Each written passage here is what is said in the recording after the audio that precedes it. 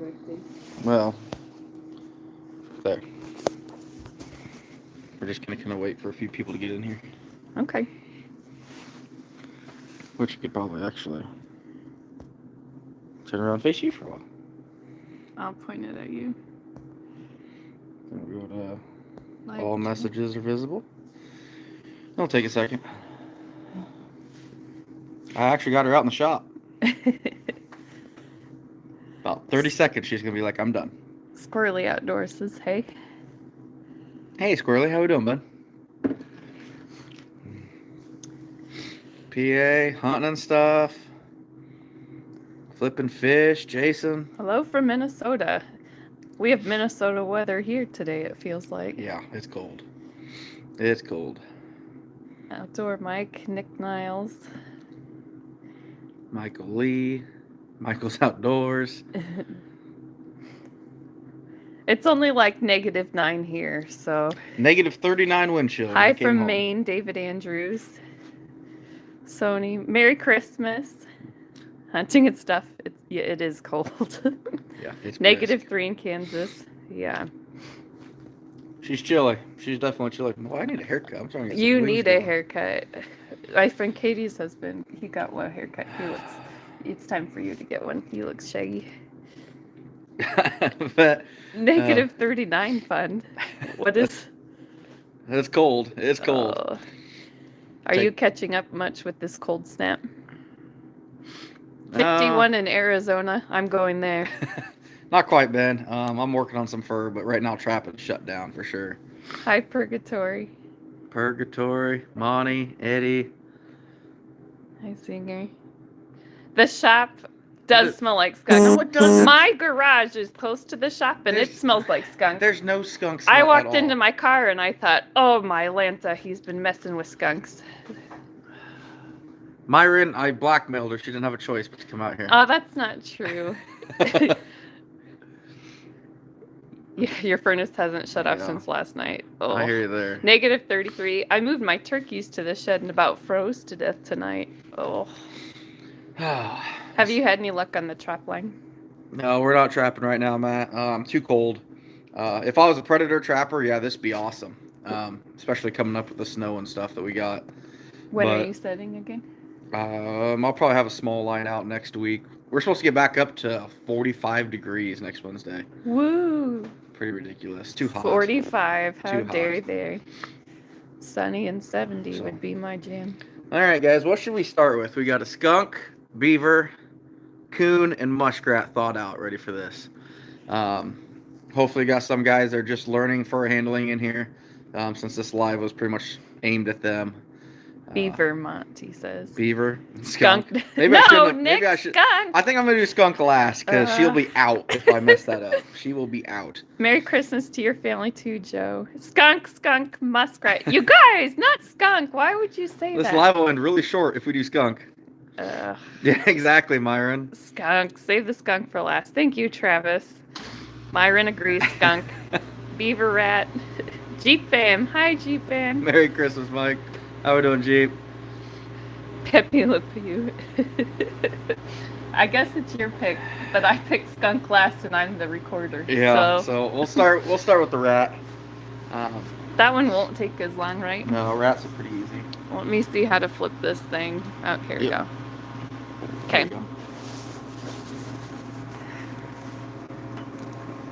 Don't mind the shot, Nick guys. says, I just found out this year to cut the glands out first. For skunks, it's awesome. I love doing that. When you wear the beaver, can you wear the pink shirt? Just saying, Jason says. No. Oh, Merry Christmas from Bismarck. Wow, how we doing? Oh, Joe, tell your wife happy birthday. 32 below in Wisconsin. Ooh. Yeah, You live there. our daughter is doing a little bit better. She just got sick again, but I think it was from coughing. Yeah, we almost didn't do this live again because she's still not feeling the greatest. Why do you say predators in this cold? Is the trapping better? Yeah. So it's not a rule, but it's kind of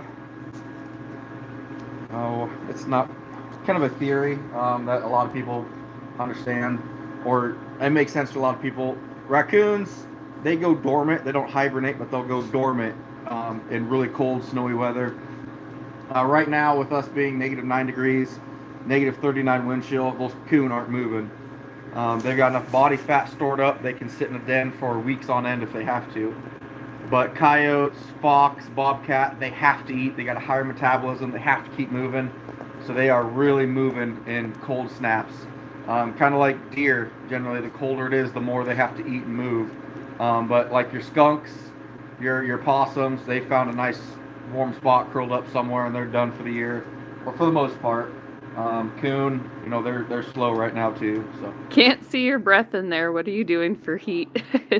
actually, the only thing I have is my walk-in freezer in here. I did even show them the heater I plugged in just for my wife because It's still cold in here. it's 48 degrees in here. It's cold. But the only thing I have, that walk-in freezer, and the exhaust from that produces enough heat that I got 6-inch walls fully insulated. It works pretty good. Ben says I haven't been around when you've done a rat if I think it's better than a skunk. I've watched you skin a rat before. Rats are quick. They're pretty easy too. We'll see if the smell is... I don't think it smells as bad as skunk. A rat? No. No? When we gut this thing, it will, because we eat rats. They're really tasty. Yeah. I make it in a stir fry. Yeah, muskrats are really good eating. He brought it to work one time and didn't tell anybody what it was. Yeah, I almost lost some friends over that one. What I love is I work in a nicer office, and when I tell the girls White collar. when I tell them what you do, then that we eat what we eat, they always what? They cringe. Yeah. I don't blame them. All right, we'll start with the big rat first. Is that when you caught it at my parents' house? No. No, this is a rat that was just caught 2 days ago. Skunk is better paying than coyotes. Oh, for sure, by a long shot. Zinger says beaver is best for eating, I'm guessing. I agree 100%. Have I cooked beaver? I can't remember. I don't. You have not, no. I didn't think so. So when I skin a rat, guys, this is kind of what I got going here, if you can show this on me. But I just took cable and I made an adjustable loop. Of course, it doesn't want to adjust now. Basically just, I put a ferrule that's crimped on top for the cable, and then one I didn't crimp, so I can slide it down over the rat's tail. So literally, I'll just put the rat's tail in this, pull it down like so, and just let it hang. Evie, how did we decide to pronounce it? She's on. She says evening. Oh, I thought it was Evie. Evie. I have a friend who goes by Evie, and she spells it that way, so I'm never sure. So what I'll do here, guys, is I'm gonna go right. TNT Trapping says hi. Hey TNT. We'll go right behind the ankle here. I use the replacement blades, guys. The 60XT blades on the Havalon knife. It's just kind of what I've always gone with here recently. I love these blades. Get a lot of work out of them. And, for $30 for 100 of them will last me almost a year. It's Evie. You were right. Evie. My son and I just watched The Mummy. Evie. I'm finally letting him watch scary movies that I used to think were scary. And now he's like, seriously? You're pathetic. So I'm going to go and make a slit right there back behind. You can cut the Achilles on a muskrat. Donald Ham says he holds the rat with a spring clamp by the tail. Yep. I got a clamp over here we're going to do a coon with. I'll kind of show you how I do that. But then I'm just going to go right up, basically right to the side of the tail. Right from the base of the heel, right up to the side of the tail. Hunting and Steph says he really likes those knives, especially the gut hook blades. Yep. Coon Creek said Yotes were going for... No, Jeep Fan says. Coon Creek says coyotes were going for $2 to $5. Yeah, coyote market's rough right now, guys. It's terrible. But I'm going to just cut this rat right up, and I'm going to go ahead and get into the scales. To the leather scaly part. I'm going to repeat this on the other side. Your hands getting cold yet? I wore gloves. Nick says his kids always laugh at the scary movies from when he was a kid. there are, like, the movie It, I still won't watch that movie. I watched it with my siblings when I was too little, and I can't get over it. Hate clowns. So now you can kind of see there's a little bit of meat here, and you can see the leather side. This is actually a membrane. Mike Van Kooken says follow the fur line. Yep, exactly. So you can see where the tail is, and there's kind of a meat line. I'm gonna cut right into that, and you can see it separates the tail from the actual leather itself. Evie says that her ex took her 2-year-old to Jurassic Park. My husband is still afraid of Jurassic Park. Why do you have to share that? He won't watch it with us when we try to watch it. So I'm going to cut that membrane. I'm going to go up onto the scales just a little bit before I free it up. Oh, sorry about that. Oh, She tried to leave us. I pushed the wrong button. Sorry. Havilon is the bomb. I can actually resharpen the blade. Yep, I agree. I was trying to go back to the comments, and I pushed the wrong button. It's easy to do. So now on a rat, I really don't have to cut a whole lot, really. Outdoor Mike says bobcats are supposed to do very well this year. You want me to keep doing this? So really, guys, on a rat, I've made those cuts. I'm not even really going to use that knife anymore. I might have to free up this leg a little bit, but it's a big rat. I'm literally just going to kind of easy pull this back apart. It's not crazy hard. Just kind of work it loose. Get my fingers down in here, and I can just kind of literally just separate the fur from the carcass down their ways. Now, this is something that's kind of cool I learned a few years ago. We don't have a whole lot of rats here. But I'll flip it over onto his haunches, and I'll grab his head. Oh, it looks like he's laying in a hammock. And then I can just push his head through. And that basically skins the whole back side. Now, with muskrats, the belly is very, very sensitive. It likes to rip very easily. Am I missing anything? No, you're... Okay. Nope. You do not want to open up the guts on a rat, which we're going to do since we're going to eat this rat. And my wife's just giving me the look. But I'll take a knife on this one. Just kind of show you where I'm cutting through. But normally... Travis said neat trick pushing the head there. Yeah. Zinger says behave, your wife is a saint. Yeah, you're not wrong. You can kind of take your fingers and just separate this a little bit. But you can see how it's just, it's meat. It's not even like a solid stomach lining like on a raccoon or a coyote. It is extremely loose. On Greenenwald, bobcat and otter went 35 to 50.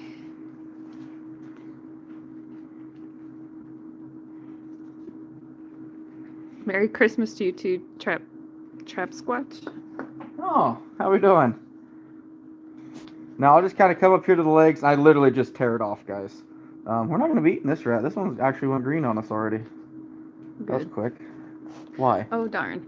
Yeah. I don't want to smell it. How do you prepare your rats? Joe, does he mean to what you're doing or when I cook them? Probably either. But to cook them, we use, my wife does a stir fry. Yeah. I'll soak them in milk for a little bit first. So do you eat the legs or gut it and cook it all? Pretty much just the hind quarters. We did the front quarters and stir fry too, but that's about it. Yeah. I won't eat it if I've seen the fur on it, though. I don't want to know what it looked like before. We learned that mistake with turtle. No, yeah, well, what got me was when it was literally in cubes and it was still the muscle memory that just got me. So I'm going to pull this fur from the belly side open, and then I'm just going to literally cut straight up. And once again, I want to keep some of that leather on. And you can kind of, it's difficult to tell at first, but you'll kind of tell where to cut. Where the meat is. See right there, we actually opened up the belly just a little bit. It does not take much to open up that belly. Jeep Fan says frog legs sound delicious right now. Yeah, they do. And really, once you can see this kind of looseness here. Once you get up to the actual rib cage, then you can literally just pull down on it, and it's a lot easier. Deer Slayer says hi, everybody. Hey, dear. Hey, deer. Slayer, sorry. Mark J. Larson Outdoors. Hey, Mark, how we doing, bud? So once I get to this point, you know, the stomach that's kind of loose and gross is done right here. Now we're down to the actual ribs and diaphragm. I will literally grab that with one hand, kind of work my way. I mean, literally, you can see me skinning this with my thumb. I'll go ahead and grab it, and I'm just going to pull down and expose those front legs.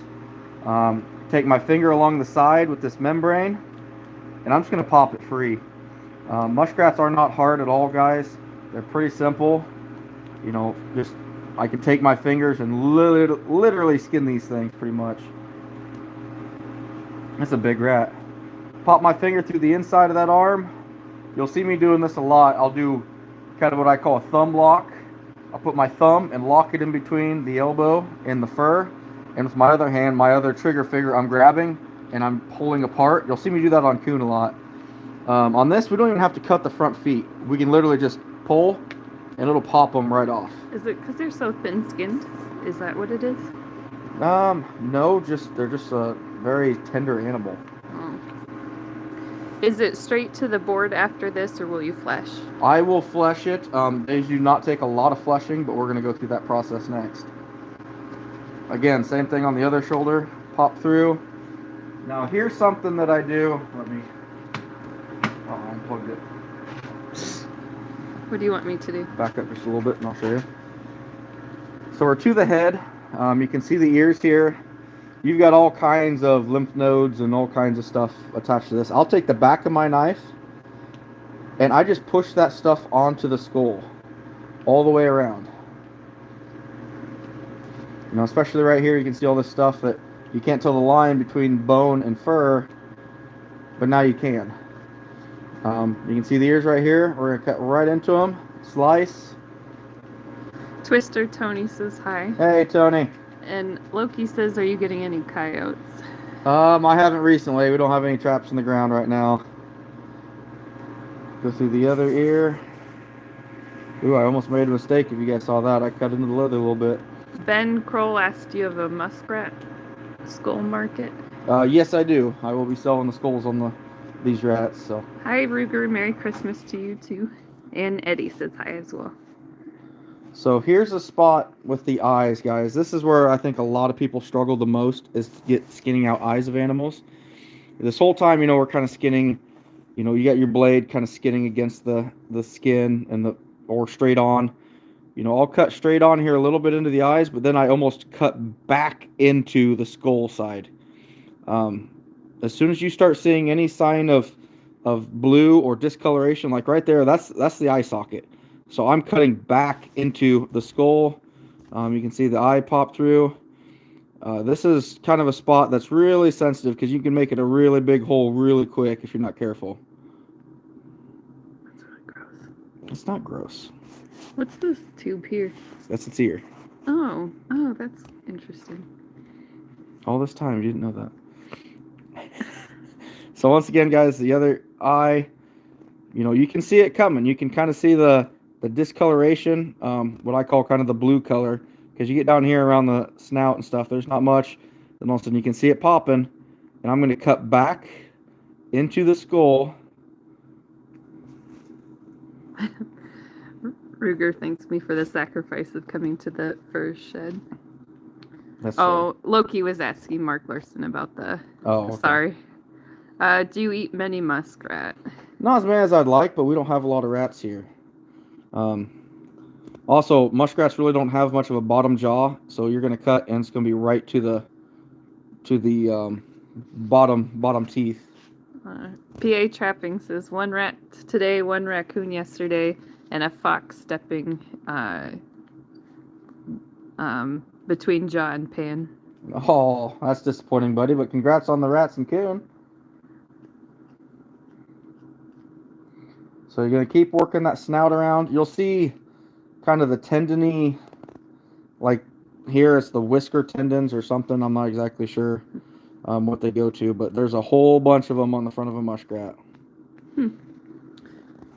Ruger, our daughter, is still sick, but I think she's getting on the better end of it. So we ended up taking her in. It was influenza. So Travis says, very cool you're doing this for people. Beaver is difficult, and I haven't even attempted a skunk. Good choice. Don't do it. Oh, no. We're doing the skunk here in a little bit. All right, so I'll come over to my beam. You just kicked over the heater. I'm sorry. Now you're going to get cold. I was focused. For those of you that don't know, don't mind the flushings in this. I worked on some beaver yesterday, but my flushing beam setup, a lot of guys like that beam at a 45-degree angle. That kills my back. I prefer it more vertical. It's not flat by any means, but when I'm flushing now, you can almost see the impressions in the ground here. Got my left foot forward, my right foot back. I'll lean into it, and I literally am just using my arms, maybe a slight back motion, versus if I had that 45-degree, I'm going to be the whole time back. And for years, I was lifting like 50,000 pounds a day at work, and my back just can't take that anymore. Mike Van Kuken says, please show skull removal. Oh, okay, absolutely. Boy, you're gonna get grossed out with this one. I'll close my eyes. Just keep it. So with the muskrat, this is simple. Grab the front legs, grab the skull, and twist. That sound was Pull. terrible. Very, very simple for muskrats. Actually, to show you guys how I do this. Wow, Noah, I tried trapping rats for the first time this year and caught 24 rats in 3 weeks. Oh, cool! Congratulations, bud. And this is kind of my setup for skull, guys. This is kind of a side thing, but I got saran wrap here. I pull it out, and it's almost like a Subway sandwich. At least you're not using my saran wrap in the kitchen. Nope. Put my skull in it. I got an old broken knife here. I cut it, wrap my skull up. I've got some masking tape here. On this, I'll put like R for rat, not M, because I'll confuse that with mink later. Believe it or not, once you freeze this and get frost and stuff in here, it's really hard to distinguish what animal is what. It'd be really hard to distinguish, honestly, like a possum from a coon, or even a bobcat to a coon. It can be kind of hard. So I label them all with, like, this will be an R, just a little piece of tape here, and I'll put R on it. Flintlock 25 caught his Illinois bobcat yesterday. Oh, cool, man. Congratulations. Because I think they're only allowed one. Get away from the swinging body. Back here to flushing this muskrat. Now, like I said, guys, this is aimed at beginner stuff. This might bore a lot of you guys that, know obviously how to flush a muskrat. They're not complicated. But for the beginners, you'll see this red membrane on it. This is called the saddle. You do not want to remove this. Go ahead. Drew Steele caught his first ever fox today. Oh, cool, man. Awesome. And Noah tried for Fisher in PA. You have a 2-week season. Caught a really nice one within 2 days of setting for them. Oh, nice. My buddy's up there going after a Fisher. So this red membrane you're going to want to leave on. What we're going to focus on with flushing is these fat pockets down around the groin and underneath the armpits. These are really what our attention's going to be on. And you do not need a flushing knife with this by any means. Zoom in to show saddle, please. What's the saddle? Yep. You can see right here and down this red membrane versus up top where it's just leather. You come up here and show them where this is just skin versus below this you can see that red membrane. That's the saddle.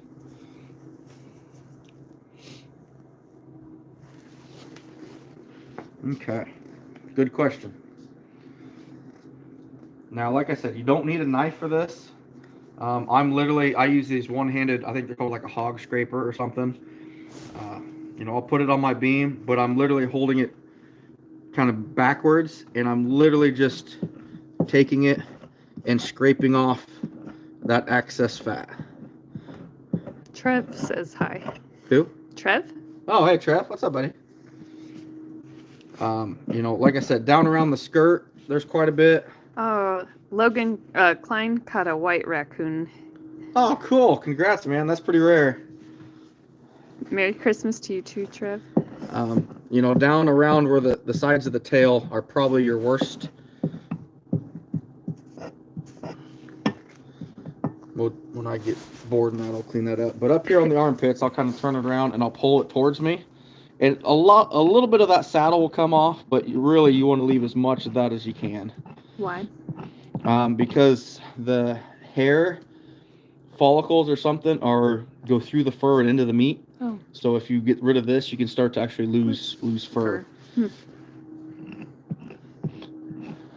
What are we doing for Christmas? We don't travel for Christmas really. One of them is here with my family, and then we go to his family. So it's kind of low key, not too stressful. So Loki's in here. I knew you were gonna say something smart, Alecky. Why would I do that? Oh. Same thing on the other side, guys. You know, just get underneath that armpit. All I'm trying to do is get that big fat chunks. I mean, if you look close, you get in here, you can see there's still a little bit of fat underneath that leather or underneath that saddle. That's going to dry up quick. I'm not worried about that at all. Trev says still want to get you up to the north and have you help skin a few bears and put up the hides. It's cold though. It's cold here too. I've actually got a black bear hide that I'm going to be fleshing for a buddy of mine.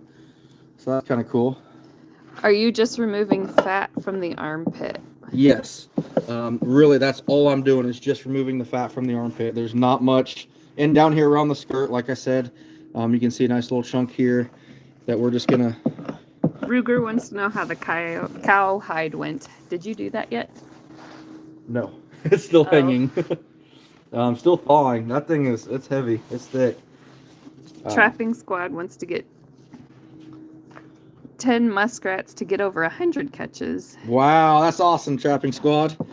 It's really good to meet you at the NTA, by the way.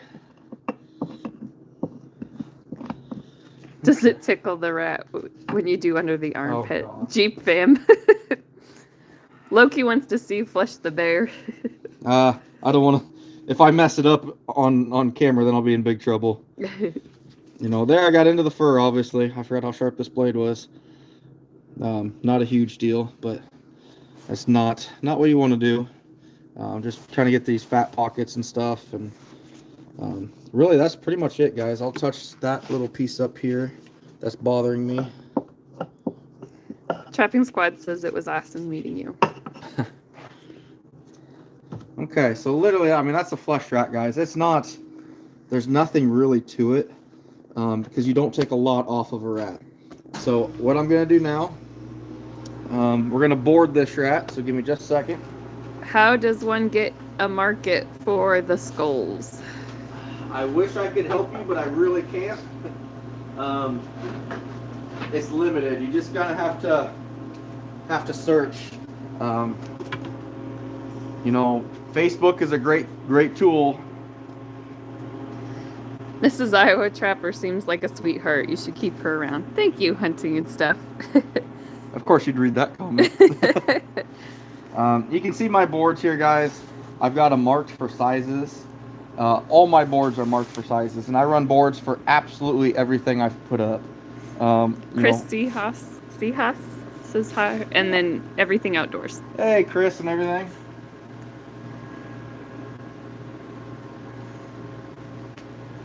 Okay, so I'm going to put that rat on the end, and I'm grabbing both sides of that tail, okay? It's like putting on a sock. It is like putting on a sock, literally. And all we're going to do is work that back and forth and keep everything centered. We want everything centered right here. You can tell, you know, nothing, it's not, you know, you don't want it like this. You want it dead center on that board. It's a big rat. Michael Grant, it is cold outside. Baby, I just want to come hang out and have you outside. teach me how to put up fur like my grandfather passed away before he could teach me. It'd be nice to know how to do this. That's Jeep fam. Oh, I'm sorry, Jeep. Sorry to hear that, man. Got to use board because your wire stretchers are in the road ditch. That's Ruger. Ruger, you're not wrong, buddy. I'll probably you can stand Oh, over here. I'm maybe. sorry. No, you're good. You're good. This might make this a little easier. So, guys, you can see this is my jig for all my put-up animals. What was your heaviest rat this year? Oh, I've never really weighed a rat. If I had to guess, maybe 3 pounds. Did you use wire stretchers before? Oh boy, my first year when I caught 100 rats, I did. Oh, Zinger says I'm pretty too. I hope you're talking about me and not this rat. It's got to be the rat. Oh, you're hilarious. It's you too, baby. So funny. So basically, guys, I'm just using my fat belly here, and I'll push this board up against the rack itself, because my jig's a little too small and too tight. But you can see, you know, we're past that 2XL mark on this muskrat. So what I do is I'll put one right in that leather of that tail. That's why I leave that in there, because that is really tough stuff. Did I ask you what the heaviest rat you caught was? Yep. Okay. Oh, thanks, Singer. Told my old lady I'm going to get my 94 Chevy up and running next year, Michael Grant says. I need to get my 94 Chevy up and running. Trev says his heaviest was 1.425 kilograms this year. Massive rats. Yeah, that's probably 1.4 kilograms. That's probably close to 3 pounds, isn't it? Don't ask me. 2.5 maybe? You're the smart one. Yeah, I don't know that conversion, but... anyway, guys, so I know at convention, or not convention, at auction, rats were measured by square inches. Generally on the back side is what it was. Are you sorry? No, go ahead. Are you losing? If someone's using wire stretchers for rats, are they losing value, or will it be okay? Yes, you're slightly losing value. There's two differences from wood to wire. And one I'm going to show you right now. You can see how this skirt, especially on this side, rides up. Okay. So what I'm going to do is 3.1 pounds. Thank you, Hunting and Stuff. Okay. Thanks. So I'm going to take a pin, and I'm not going to crank it down because muskrats are thin-skinned, but I'll pull that down just slightly. You do not cut an inspection window in muskrats. Nope, you do not. Good I knew job. that. Look at you go. Now I've helped carry enough of them out of your shop. So. Right? Now you can kind of tell just by where that is compared to over here. You know, you lost a half an inch, and a half an inch matters, guys. I promise you. No comment. I was reading. Oh, I'm ignoring your comment. Okay. So that's one benefit to wood. You have that ability to pull down and pin the sides, because especially as that dries, those sides will creep up even farther.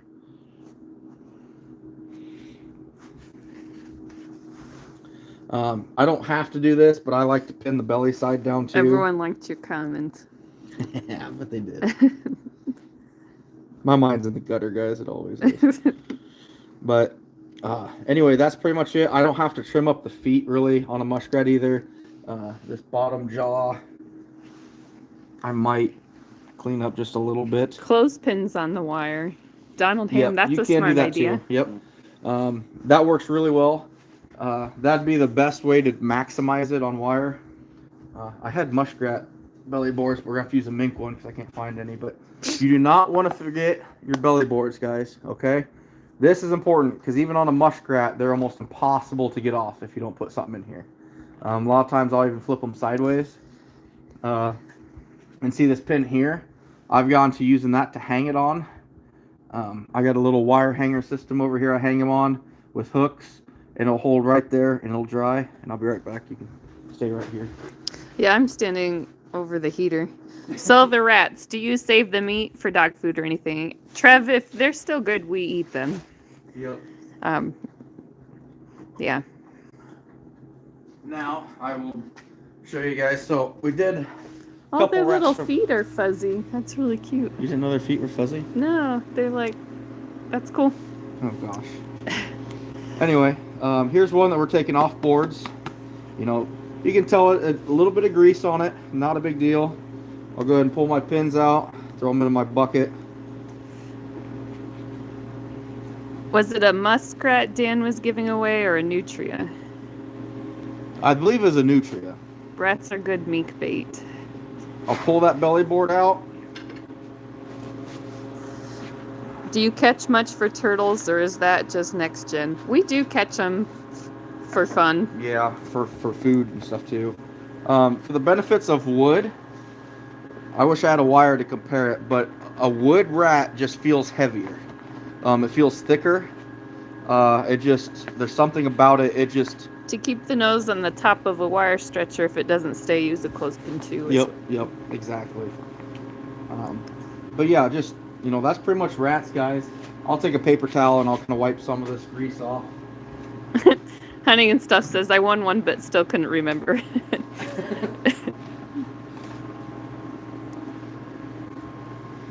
I'm literally just gonna, if anything at all, just wipe it down a little bit, but nothing, pretty much.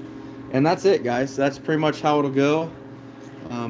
I'll show you how I hang these guys. I'll be right back. Jeep fan says Brooke wants to know if it smells as bad as Trapper Jay's shed in there. It will. Trapper Jay's will smell worse in a couple days when it gets that back.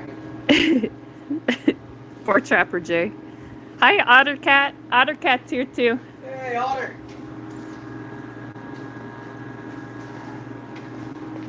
So now what I'm going to do, guys, when that rat's all done and dry, I'll take one of my smaller hangers and I'll put it right through the eye, and this gets hung up. Ben says we should do a catch and cook style video. I'd love that. I love to cook, so well, it'd be coons fun. Will be running good. I'm not cooking coon. Sorry. Okay. But anyway, guys, that's what I'll do. I'll hang this up. We'll get, I don't know. I always try to make it equal numbers. Like normally my hangers used to be a lot smaller, so I'd put 10 rats on a hanger, so I could just count the hangers and I knew exactly how many I had. Go ahead, tell me. Oh, they're just asking Ottercat if they're catching any mink. I wonder if I should just send them your rats so they can use your bait since you don't catch mink. Oh, shots fired! Shots fired. Okay. What's next? Let's do the coon next. Okay.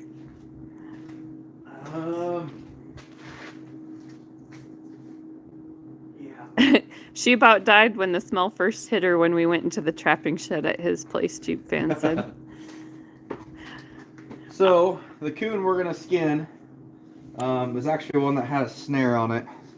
Oh, yeah, you can see it. Yeah, you can see the snare ring. This is kind of why I prefer not to, that's why I never target coon when I snare. I actually didn't have any coon of my own thought out on this, and I got a snare guy down the road.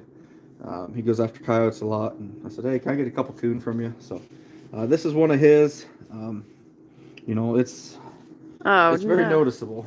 The only thing that smells worse than Trapper Jay's shed is my Jeep. It smells like a skunk lives in there. That was Mark Larson. Oh, that's terrible.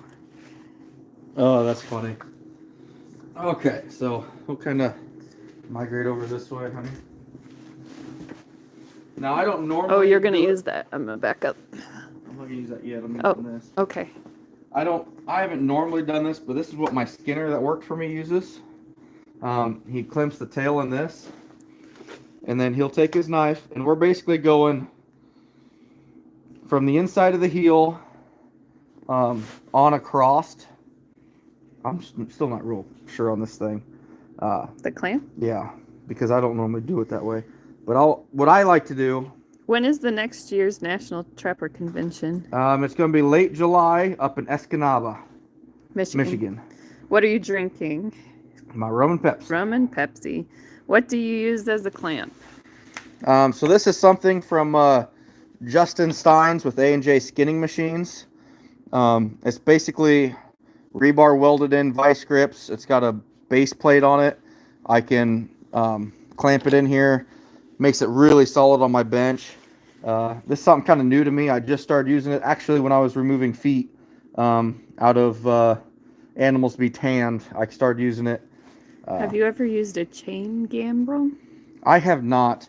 We'll actually show this. Don't touch me with it. I didn't touch you with it.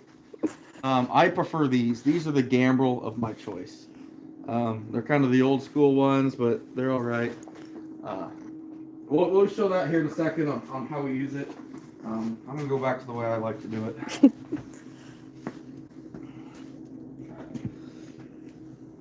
Am I on the right foot? No.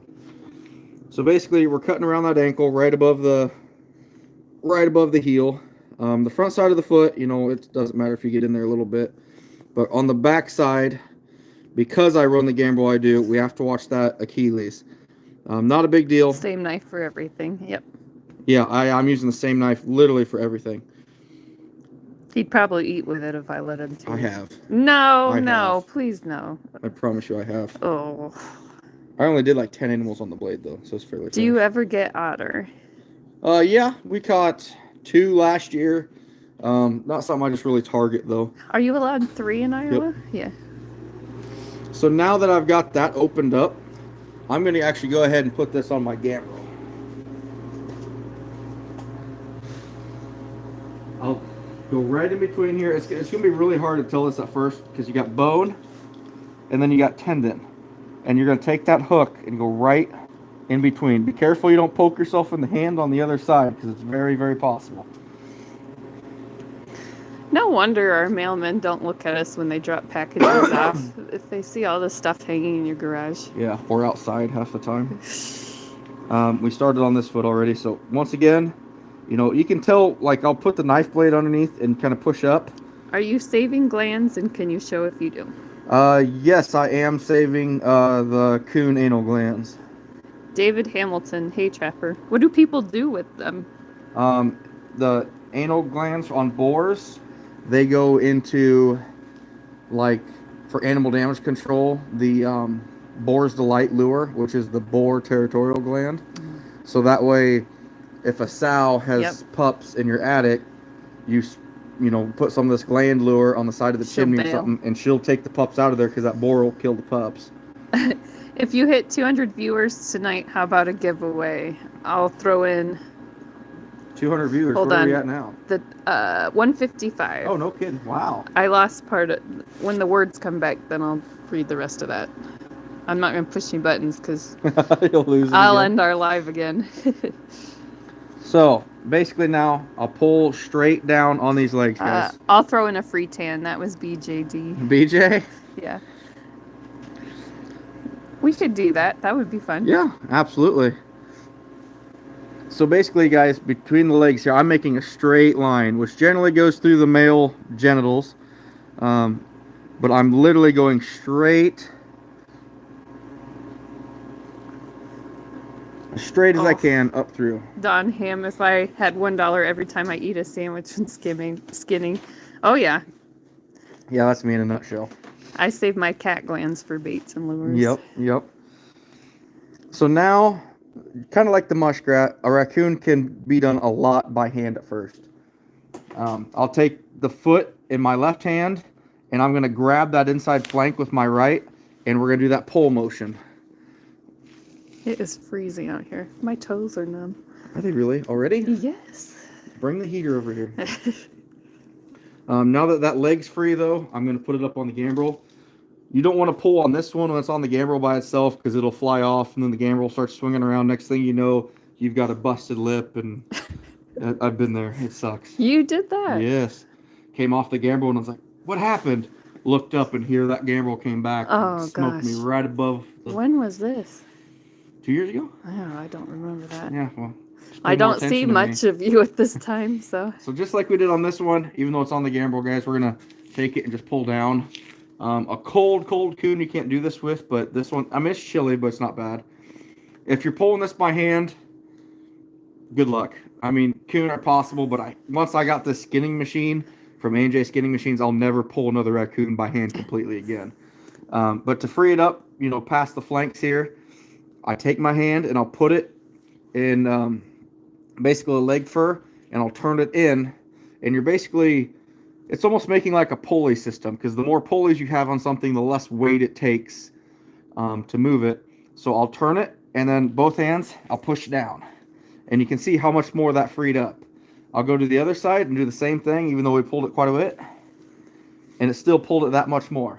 They say you need a wood stove in here. No. It's too warm already. Do we really? I have 2 pairs of socks. No, I'm okay. Just keep going. I'll be fine. So now, right behind the butt, we're going to go through. I'm going to cut around and go straight up. Do you use pliers to pull the flanks down? Not that I've seen. Nope. Once we use the skinning machine, I will. And then we'll pull, and like I said, we'll go straight up. Now, once again, now that I got that free, now I can do that again. And you can see how much more it opened up. Same thing on this side.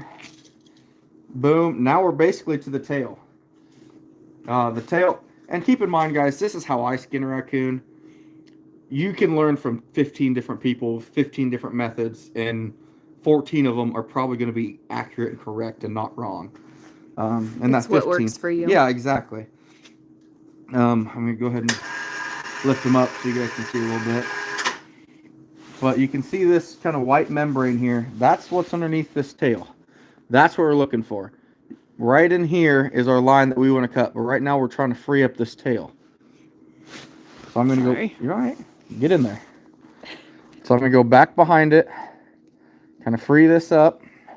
Same thing on the other side. We got a lot of fat coming off with it. But I can see the difference between fur and carcass. So I know where I'm going. But this fur, you know, it rides up to the base of the tail, which is way up underneath in here. So we kind of have to get up in here a little bit. And this is something you'll learn as you go. Tiffany Johnson says -30 in Midwest Missouri. Oh my. Terrible. Now, you know, we're kind of underneath the tail here. There we go. I pop through. Now, what I'll do is I'll take my fingers, put in there, and I'm just going to pull down. Now, I'm going to take my knife and kind of almost in like a stabbing position of holding it. I'm going to go right down. I'm going to get into that fat even and go right down the back side of the tail. Have you ever gotten a bobcat in a dog proof? No, I have not. How to strip tail without tail stripper? Pair of pliers, and I've actually got a pair of pliers here, and I can show you how to do that. Now, Trapper, you're so lucky. My wife would never come out to watch me skin. I have before coming. When we were dating, he actually would skin him in my driveway. Remember that? Yeah, I did do that. Our mailman dropped the mail off at that time. You should see the amount of crows that was in the back of my truck during deer season with all the carcasses back there. That was so funny. So you can see the tail here, and we still got that membrane here, if you can tell. It's hard to tell on camera, guys, but there's a difference. The tail, you can see where it wraps around right here, and then this is all membrane. That's what we're cutting. So I'm going to go ahead and cut through the bottom of that a little bit. And it's a feel, guys. This takes some getting used to in a feel. Fur, tail, fat, and membrane. And now you can start to kind of see that white. That's what we're cutting. 10 above in Alaska, Jimmy says. Wow. Hey, thanks for the all the fish and the moose steaks, my man. That was awesome. Yeah, we all, even Noah, liked the... Noah's never liked any fish. He doesn't like any fish, and he liked what we did, that the smoked. Belly stuff. Yeah, that was good. So here we're going to go down a little bit farther, guys. Nothing crazy. But since this is cold, you know, we can use the tail strippers. Ben says he starts at the tip of the tail. He's heard of people cutting themselves too much doing it like that. A large hairpin from the farm store works well, too. Yeah. That's a good idea. Okay. Trev says I'm a keeper, too. Appreciate that. Jimmy says he also has 4 feet of snow. Ugh. Yeah, they do you got can a lot keep of snow that up there. All right, so here's what typically a tail puller raccoon, I always use the middle one, and I'll put it on that, and literally I'm just doing one motion of putting my body weight down. You can see it starting to pull already. It wants to go. If you don't have this, guys, which these aren't the right pliers for it. Alan Leck is watching while fleshing in his basement. That's awesome. You can use just a pair of pliers too, guys. Kind of get them in that top position, and it's harder because you don't have that leverage on both sides, but did it poke you? It tastes all right. No. But you can literally just, you know, use this hand as a pivot and pop down with it. It's not as easy. I'd recommend, I mean, I got these Lifetime pullers. They're $10. How many times have you pulled the tail off, and what do you do with the carcasses? Not very often. Occasionally, once in a while, when I pick up some roadkill, there's more damage in here than anything, and the tail will actually rip down with it. But I can honestly say I'm sure it's happened, but I can't recall actually pulling off part of the tail into the fur itself. I can't honestly say I've done that. Eric Faber says, what's going on? Hey, Eric. So now, come to the belly side. Free up his man parts. And that's worth $1. So we're going to hold on to that. Woo. Nickel and dime our way to richness, baby. Now, I'm going to go ahead and lower this. You want me to stand over here? Yeah, as far away from the heater. Yeah, thanks.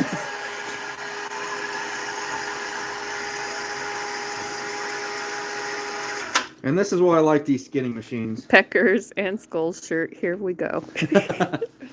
You know, you can tell that this is the one I like the best for coon. He's got a roller type here next to me. I really like this for coyotes because it doesn't slip or doesn't want to rip. But for coon, I love these vice grip bases. I put just the flanks in of the legs about so far. And this isn't like crazy tight, guys. I mean, it's in there tight, but, you know, I can clamp it with 15 pounds of force, if not less. Now what I'll do is I'll go ahead and I'm going to winch this up. And it literally will pull this coon right out of the carcass format.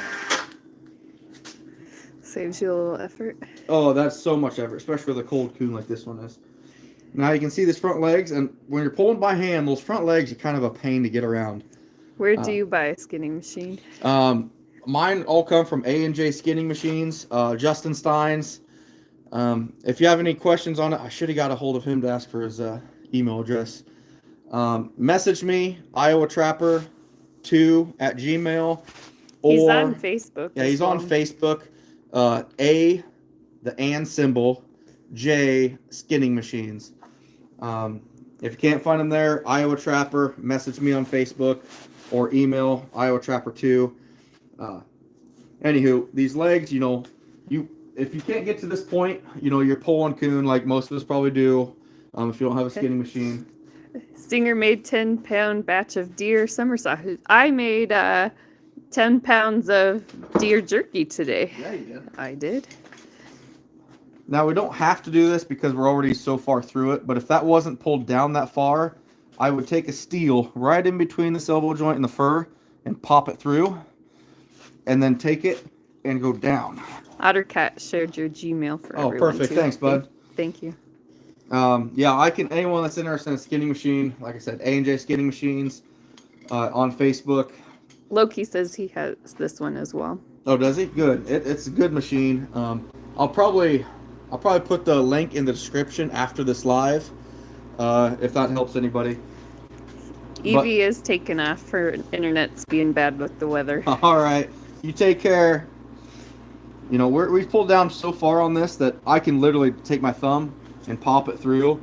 And like I showed on that muskrat when I was talking about the lock the thumb, you know, I'm taking my fingers over here, pulling on the leg, locking my thumb, and actually, if you can show kind of my shoulder motions. Oh, I'm sorry. No, you're all right. I'm literally just twisting, okay? I mean, that's all it takes. It's kind of more of a leverage thing, but I found that to be the easiest way because I'm pulling, but it's more the twisting action by locking my right arm. It happens. Like, I don't even have to really pull as long as I twist. I will pull with it, but that's all it takes. Now, the front legs, we don't have to go too far, guys. You know, a lot of people are skinning. Sorry. Let me stand on the other side of you. That'd be better. A lot of guys are skinning, you know, you got to get all that leg. No. Everything down to about here gets cut off. So, I'm not too worried. What happened? I won't repeat what Internet Vet said, but it was funny. I'm sure it was. Now we're going to get into the skull. Where did you get the shopping cart? The shopping cart? Actually, my buddy Next Gen, he got me like 5 of them from an old fur buyer. I was thrilled to come home and find them in the driveway. Yeah. So the skull, this is a very delicate spot for a lot of people as well. Someone want to know the price of the skinning machines. You probably don't remember. I don't even remember. So Justin has all kinds of pieces available. So he's got a base like that that's available with either a roller. He's got the vice grip kinds like we're using now. He's got ones that'll mount against the wall, so it comes off your wall and goes up. He's got the full machine like what this one is, that has the pulleys and everything up there. He's got, you know, these little features. He's got a beaver trough, which actually mounts right in here, that we're going to do our beaver on here in a little bit. There's all kinds of options. It's almost like, where did you buy your Chevy? Well, what kind of Chevy do you want? You know, I mean, there's so many. Have you ever rendered coon fat for coon? No, we've not done that. I want to mess with it, but I think my wife is No. enough involved in my endeavors. That... Yeah, sorry. He is not much in the kitchen. If he opens something and can put it in the microwave, that's about what he does. So I tend to be more of the chef. Well, this wouldn't be rendering; would be more for like oil and greases. Oh, duh! I'm an idiot. No, Sorry. I mean, we can cook up some coon fat and see what happens. No. With the skulls, you can see that membrane here. This can be kind of difficult to show because it's something that you have to. Maybe we'll go over there in the light, honey. If you want to go stand by the heater, maybe that'll work better because we get better light. You can tell he shot this one here, but you're basically separating the meat from the fur here all the way across. This is a learning curve. This takes practice, guys. Not so much this part, but you know, you can clearly see the difference. But doing the ears and eyes that we're coming up on takes some practice. Braden Thomas says hello. Hey, buddy. So we're cutting down through here, and it's so hard to tell, but you can kind of see some bumps in here. And, you know, I could cut over here easy, and then all of a sudden it's like I hit something here. That's your ear. We're going to cut straight in through that ear. Why don't you ping shoot everything? Then you would have more skulls. Or lung. He meant lung. I do some, but I'm in such a hurry that I don't really have the time for the perfect shot most of the time. You know, later in the season I did, and during late season I will even more. But right in here, you know, I got my finger in that ear hole, and we're going to keep working our way around. We're going to come up over here, and guess what? We got the other ear, and I can, you know, it's not wanting to cut through right there. You can kind of see the shape of it right there. Cut straight in again. Boom. What do you shoot with a pellet gun? Yep, 177 Ruger Airhawk 2. We're going to keep going around. When are you putting out conibear boxes? Probably be a couple weeks yet, if not 3. Now here's the trick that really helped me. So right here, we're to the jowls. I could cut right in there, and it's gonna expose teeth. Like now we're to the teeth in there. But the eyes are one of the hardest parts for people. It's my least favorite. This is the trick I found, is instead of pulling down, twist your finger in that ear hole and pull out. Leon, he does not use beetles to clean his skulls. Nope. And once again, we're cutting in towards the skull. This will help keep that eye hole from looking what I call like that starry-eyed coon look. You know, we're cutting right into the skull. Got the jowls free. I'll put my finger right in the jowls and pull down both sides. It just looks like a horror movie. Now we still got to keep cutting around to free up the nose and the snout.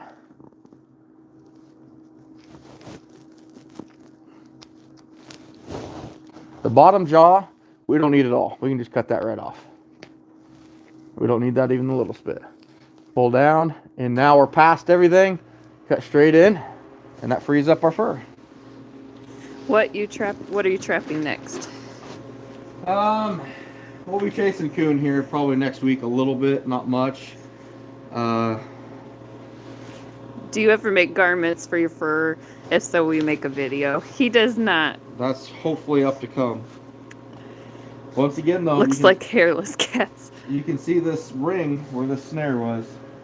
Matter of fact, I need some things tanned. Do you have recommendations for the people who do it and idea of what they charge? My buddy BJ, who's in this chat, I'll share his link at the end of this too. You know, he just started tanning full time. He got busy enough. He started doing it full time. Between that and Sleepy Creek Tannery, those are my go-to people. Ben's been doing my stuff for a long time. Does a phenomenal job. BJ's really getting his foot off the ground and really doing an awesome job getting up and going. You know, they're both great tanneries, but more than that, they're good people. And my work, and I support good people in a way. You know, there's one big fur buyer that will not get my business just due to the fact that he didn't show me respect. And that's what it comes down to for me. You know, be a good person and treat me with respect, and you'll get my business. Internet vet, nobody tanned Gus. Thank you. BJ's got Gus. He's not tan Gus. Right. Are you serious? No. That's not funny. Boy, this live about ended right now. Okay, so coming back, we're going to... Do you shoot coyotes with a specific caliber? If I'm harvesting coyotes right now, I'll do a chest dispatch with a 22 pistol. Nothing fancy, just regular 22 hollow points. If I wasn't after the skull, that 177 caliber air rifle does dispatch right in the skull, no problem. I just got a notification. It popped up here from Chapper J. Oh, we'll check it out later. My wife would tan me before she would Gus. She is her best friend. Is BJ in here? Yeah. I'm so glad to hear that. Is a 22 mag okay? Yeah, 22 mag's more than enough. If it's in a trap and you're shooting at point blank, more than enough. Internet vet, you make threats like that, you're not going to be my favorite anymore. Okay, so we're going to flush a couple coon. First, I got to use the bathroom. Potato lover. I'm going to stand by the heater for a while then. Man, it's cold out here. Oh, Ruger Farming says he thinks you're going to get raided.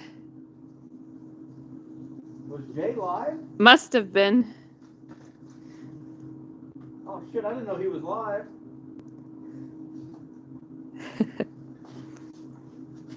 Prepare for incoming. Uh-oh. Are you sure your heater's on? It's still cold. Yeah, you can feel the heat coming off of it. Yeah, whatever. Uh-huh. Alright, so when I'm flushing a raccoon, guys, also I will stress this to begin with. Wear gloves when you're doing this stuff. You know, I don't wear gloves actually trapping. And I get cuts and bloody and dirty and everything else. Yeah, it's not good, but it doesn't bother me near as much as when you're skinning these things of the stuff that's in them. You know, I had that big threat with scare with rabies here a couple years ago, which cost me a lot of money. A lot of money. So much money, if I knew how much it cost, I would have just risked it. But definitely something to... You hit your 200, so... Did we really? Wow, we got a lot of people in here. Trapper J said he was going to beat people up if we didn't come see you. Oh boy. Oh boy. Alright, so I've got a bunch of coon here that we've been skinning. That I thought out anyway. What I'm going to do, we're going to get rid of this rat for now that we were working on. You always want, no matter what, if you've skinned it or not, or if it's on the carcass, you always want to take a brush and go through this thing. Always. One burr can make the difference, even in a poor market like we have now, between a $15 finished coon and a $2 finished coon. In a good market, you know, it could go from $40 to $10 pretty quick. Now they say they forced your giveaway. Now they forced my giveaway. All right, we're gonna have to do a tanning giveaway with BJ then. I'm not sure how to do that right now. We'll have to do that on the next live. We'll do a giveaway on the next live for BJ tanning an animal. We'll pick a number or something like that and then get him in contact with them.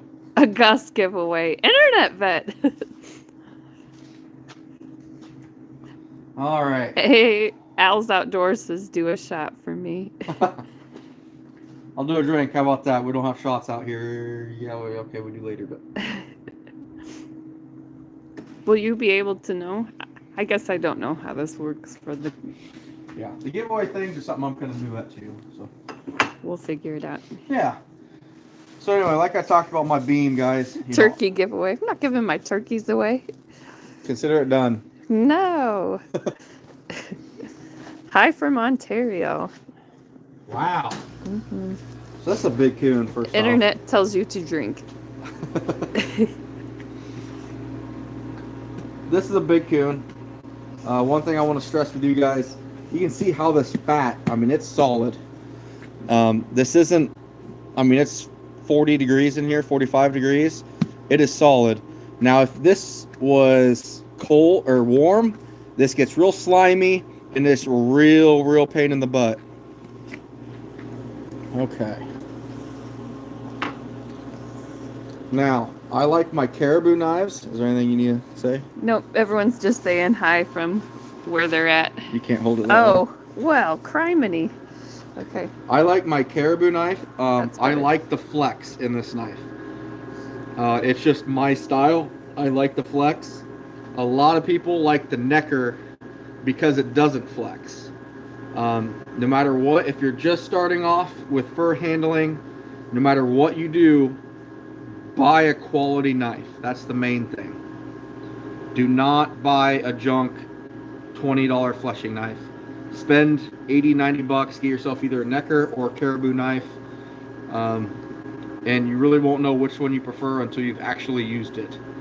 That's it's difficult because, you know, I loved the necker for years until I finally got a caribou, and I'll never go back. But that's just because I like the flexibility and the lightness of the blade. Thank you, Trapper Jay, for the raid. Hey, Jay, I appreciate it, buddy. I didn't know you were live today, man. I apologize. So, when flushing a coon, I'm literally going to take my gut and I'm going to push on the nose of this thing, the snout. You do not want any fur bunched up. You do not want to flush it like this because that's how you cut into stuff. You want this fur to be tight. You want it very taut. Now, I got to slow down because people aren't familiar with these knives. The outside edge, this is your sharp side. The concave side, this is your dull side. You can see it pretty well in the video. Can you? Good. You know, this side is tampered down pretty good. Oh, Jay only went live to tell people to come here. Oh, really? Thanks, man. You didn't have to do that. I feel bad jumping to your live last night just telling people about this. But I appreciate it, buddy. But anyway, what we're going to do when you're flushing, you start right here at the base of the ears. I have a lot of guys that are telling me, you know, I have issues getting this cartilage out of the ears. How do you skin out the head? There's not a lot of fat here. Once I get this boarded, I might clean up a little bit of this stuff. But for the fur market, fur industry, you do not need all this stuff removed. So I'm going to start right here, behind that, right on the ears. I'm going to take my sharp side, and this is probably the biggest learning curve that people have to figure out. It's a lot like learning to drive or ride a bike. It just takes experience. Your angle of your blade determines, because, you know, if I start going like this, so I'm going, nothing's happening. I keep the same pressure, and I start to turn that blade. Now you see stuff getting cut on the left side. I keep turning it more. Look, now we're cutting down. Now we're cutting in. I keep turning it and see what happens. You can tell just by the angle that I'm holding that blade depends where it starts to cut in. And that is a learning experience that you will not get by watching this video. You just have to be there and to do it. But like I said, keep this tight. Always pull on that nose. Now, I do a slicing motion to the right because I'm right-handed. Some people like to go left-handed. It's really just whatever you learn that works for you. But I'll cut in right here. And I know what angles I need to do and where based on my blade sharpness. And I'm just going to slice it on down. Boy, for a big coon, this is not a very prime one. You can tell this is blue right here. This is not a very prime coon. I'm really surprised by that. But again, keep pressure on the nose. We're trying to do the back right now. You ever get rabies shots from getting cut, Trapper Jay? You're hilarious. Thanks, buddy. I appreciate it. But see, this is, I've done this enough. I know exactly where. Like here, I'll steepen it out because this is gristle on a coon. The gristle from the ears to about the shoulders is the hardest part. If I try to use my dull side is for pushing. I can push right here, right now, but it doesn't want to do anything. No matter how hard I push in, I have to cut this gristle off on the back, at least until the shoulders. What up, Iowa Trapper? That's Fish Hunt Trapper Pete. Hey. Butcher knife sharp for the sharp side. How sharp is it? This is actually really dull right now, which is good because I'm going to show you guys how I sharpen my knife. How do I prevent my fleshing beam from ripping through the eye holes on a pelt? Ooh, how sharp is your fleshing beam? It shouldn't be any sharper than this right here. You want a... What knife is this called? A dull. This is the caribou. I recommend the caribou or the necker, one or the other. No, Wyatt, it's a raccoon hide, not a caribou. The caribou is the knife. Oh, yeah. Is it a record amount of people? Yes, Jay. You've got 267. By far, by like 120. Brian Mayer says hi. How we doing, Brian? All right, so this baffles a lot of people how I sharpen a fleshing knife. I'm holding the knife straight up. Here's my beveled side. And I'm going to take my steel and I'm going right down the top of it. I'll go 3 times down the top, once flat down the back side, and I'll just repeat this process probably 2 or 3 times.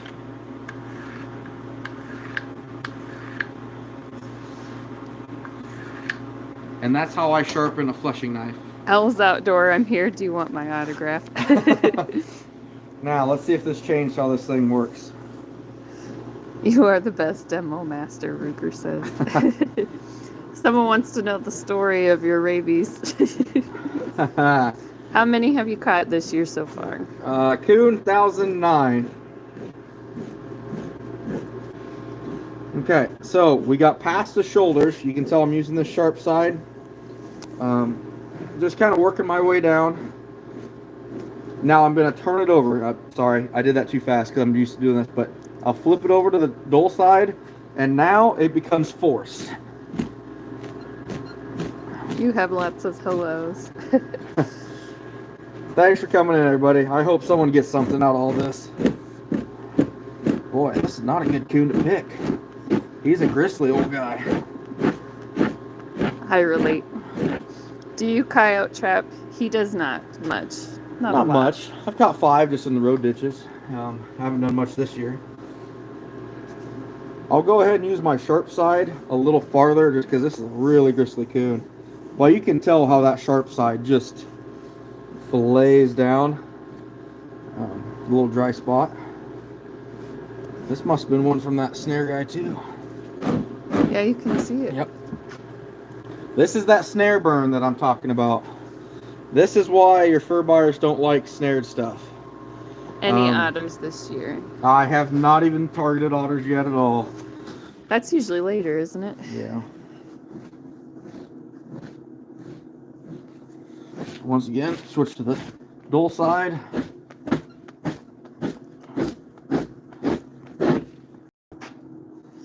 This can become kind of a brute force game, guys. When you going after the beaver, Chris Murdoch?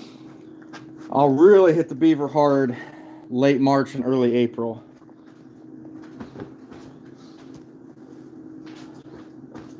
But we're going to be skinning and fleshing the beaver here pretty quick. I never split my tails when I'm skinning.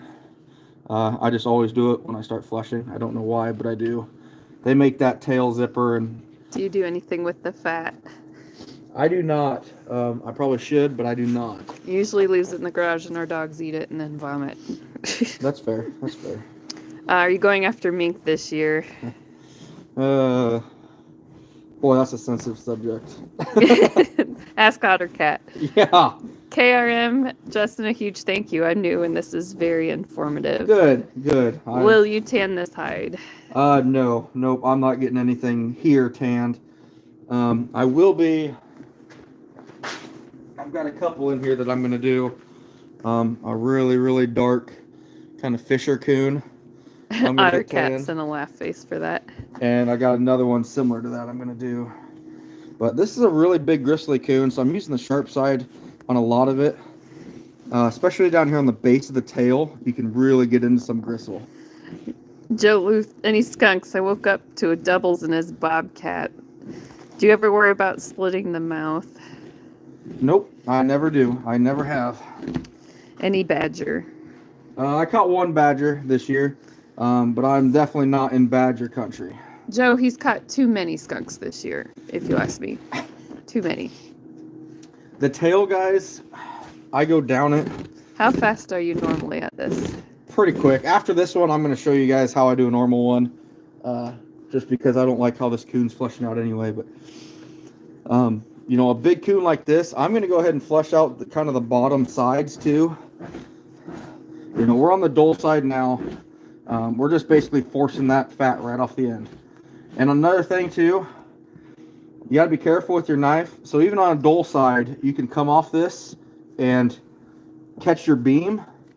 And that's how you leave stuff like that. It's hard to tell, but it's a big indentation. When I was going and I caught it, and I slipped underneath that all the way down and ripped it.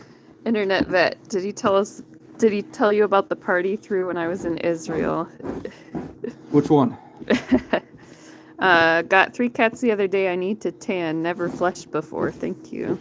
Cats are not hard to flesh, really. I'll tell you what, we might actually... Depends on how cold my wife gets and the timing. We might actually flush the bobcat out here. And the battery on your cell phone. Yeah, how's that doing? I don't know. Ooh. What are you at? 42. Oh, 42. We might have to duct tape the camera, my phone, to the charger.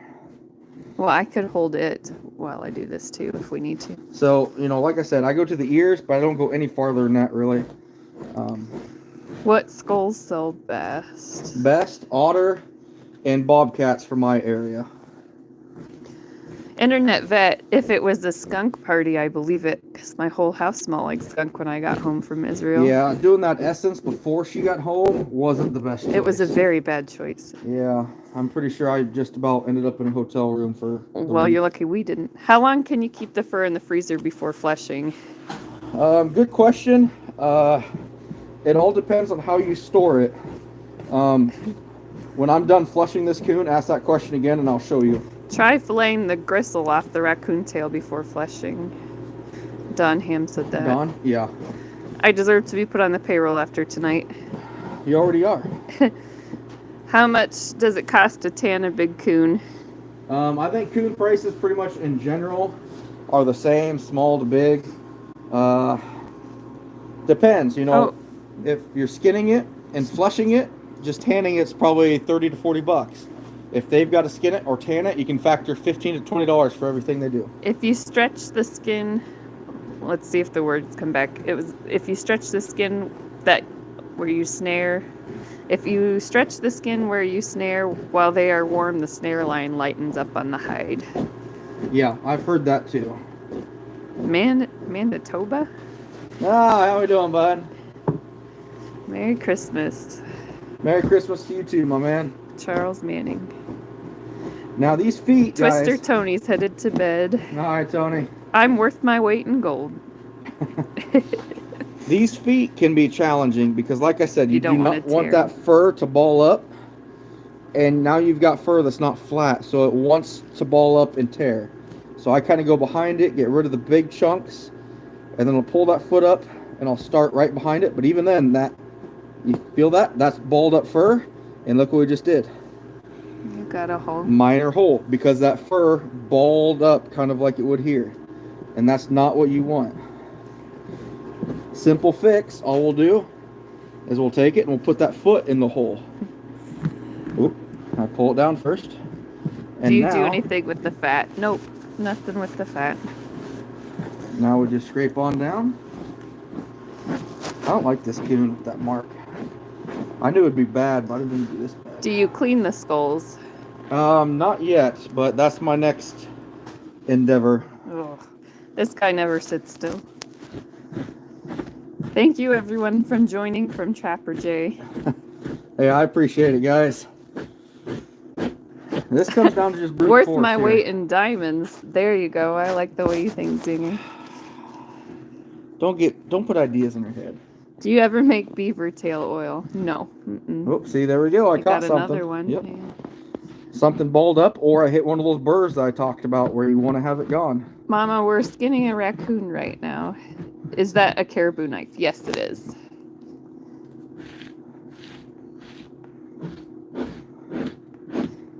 Teach me something I don't know, Shane Llewellyn says. Good luck. You know, we're using the dull side here, guys. Like I said, most of this lower half, except for the base of the tail, can be done with the dull side. Frank says he lets his bug cleans the skulls, then he bleaches them. Yep. Justin Steins. Oh, he says hi, Ottercat. Shot a skunk in the head. Shoot a skunk in the head and he will not spray you. Oh, yeah, Will.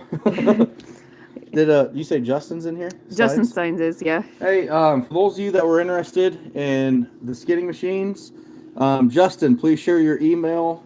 There's a couple people asking where they can get the skinning machines. Oh, I'm sorry, Justin, that I missed it. I didn't see. He said hi to me and I missed it. Oh, And he shared his information there too. good, For the good. skinning machines. If you tell him I missed comments, he'll fire me from this. No, I won't, because I can't get in. But Would you consider a PVC beam over wood? If not, why? Would you worry about it cracking? no, I think Hi, R&J. if I got used to it, it'd be fine.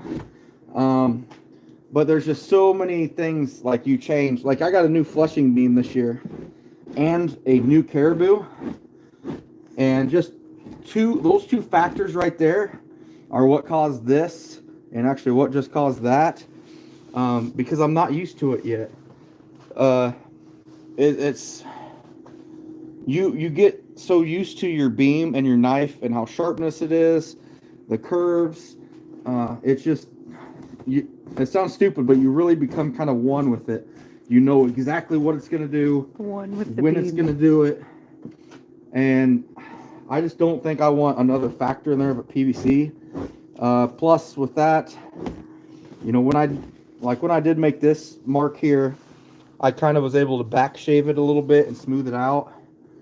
I don't know how well that'd work on PVC. You got to think of a giveaway when you hit 300 people, they say. 300, we can't be that close. You're right? 281, baby. Oh, wow. Where would you send hides to be tanned for clothes? For clothes? Hunting and stuff. We'll Boy. go till his phone dies, so you can come back if you want to put up with us longer. We might have to get the charger out. Or where do you recommend getting animals tanned? For tanned, my buddy BJ in here with Midwest Bone and Fur on Facebook, or Sleepy Creek Tannery. Those are the two that, you know, they're great tanneries and just great people in general. He used to give away his trapping truck. I'd be okay with that. No, you didn't. Herman Huntington says he learns every time he watches. Good. That's nice. Do you ever think fur prices will be back up and when? He promises me every year that they'll go back up, so I Yeah. don't believe him. And as long as I work more and put money at the end of the year and checking account, they went up. See, we're good.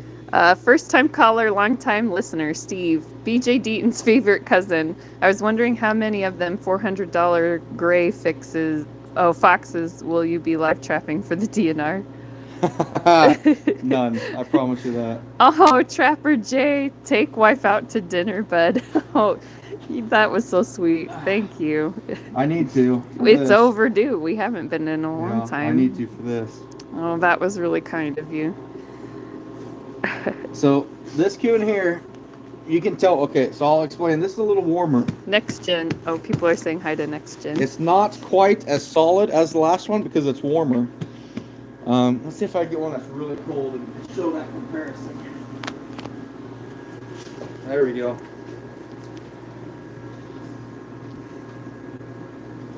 This can be really hard to show, I think, but see how this one here has a slight, not slime look to it, but it's not as solid as this one. This one is just solid. This one's got a little more, I don't know if you can see that at all. I don't know. Yeah, it's hard to tell. Justin, we haven't done the skunk yet. Nope, not yet. Not yet. Do we need to plug the phone in? I'm afraid to push the button, so you'll have to tell me. How cold are you? I'm okay.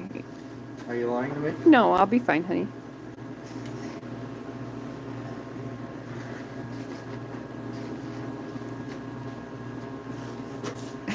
.330s. Next Gen found out .330s are good for catching snapping turtles. There you go. You just hold it Oh, on Tiffany Johnson's son is on the account. Oh.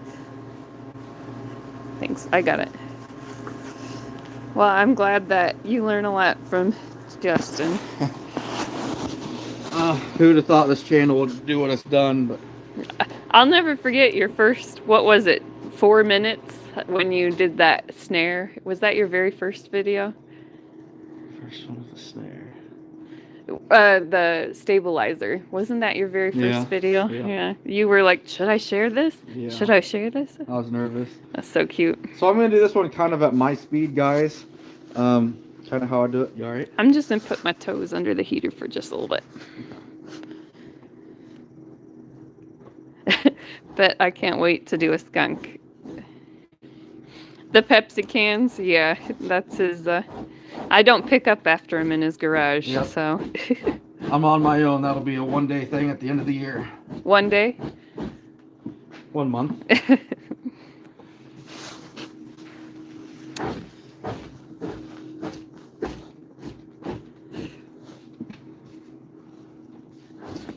Yeah, Justin Stein's one day.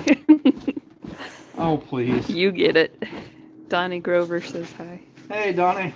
Boxy Outdoors. Foxy, how we doing, bud? I appreciate everybody coming in here tonight. I'm gonna get this one finished up real quick. Just kind of show you my normal speed that I do one. You know, I have a lot of late nights out here. Once they go to bed, I'll come out here and try and do 15, 20, maybe even 30 of these things. Billingsley says hi as well. Hey, Dale, how we doing? You're getting ready to go on your trip here pretty soon. And notice I kind of go up over these feet, guys, because that, if I went straight down, that's right there it catches. That's how it's going to rip. You can even hear it. Hi, Army Phillips. Thanks for joining our live. Hey, Army. I'm just going to keep turning it. Down until I get those legs again, and then I'll kind of go into the legs.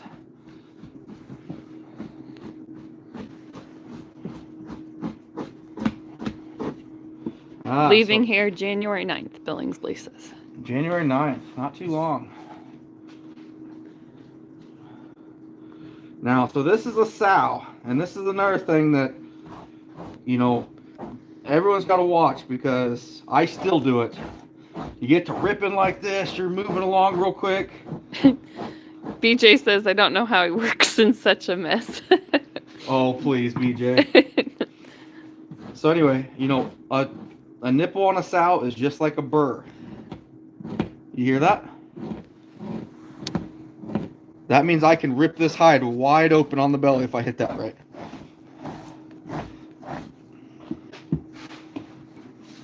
I'll put the feet, each feet in a hole. There it is again. You can hear it? I'm literally just taking my knife around it. Can you see that at all on here? I'm going to get a little closer. So you can hear it. You can hear my knife hitting them, and that knife will rip. You can one rip with this just right, and you've got a $50 size hole. No problem in this hide. I mean, you can definitely hear when my knife hits it, but now, since I know they're there, I'm not putting a lot of pressure on it when I'm in that area.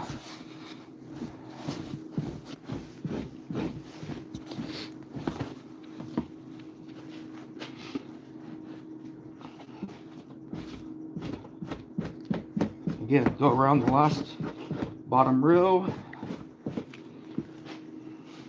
Hi, AKW Farms. They say hi. Hey, AKW, how we doing, bud?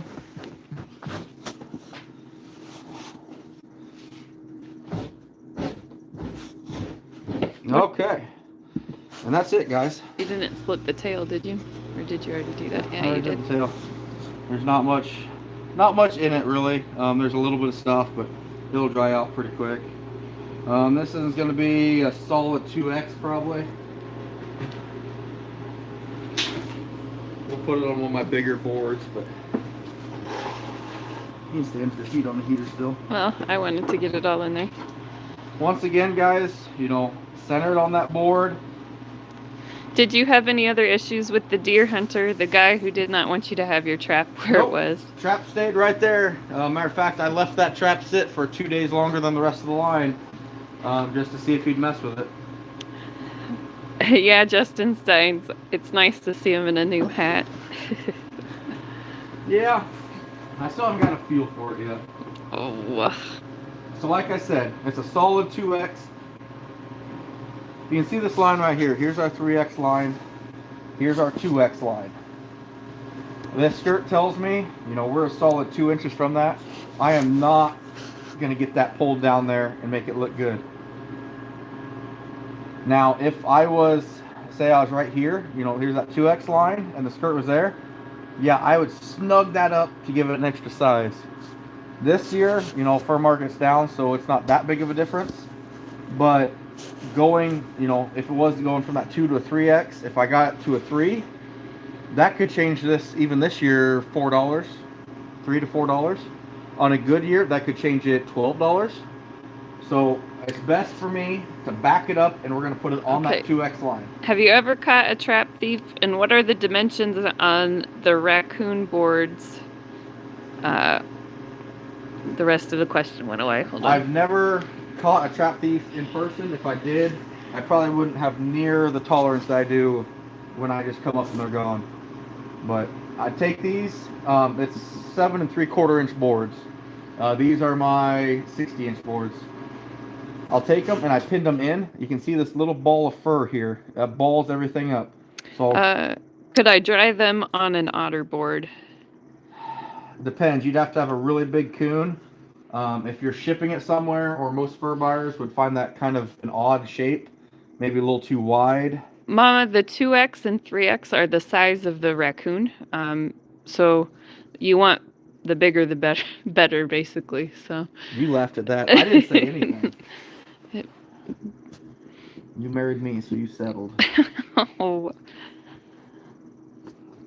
And I just keep pulling them in. Okay, so if I notice this side is shorter than this side, so instead of pulling in, I'm going to pull straight down on this one. Do you let them dry after? Yes. Yes.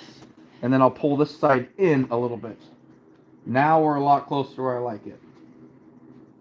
Now, I know the fur market's bad and pleating the tail doesn't do anything financially, realistically, but I always pleat my tail.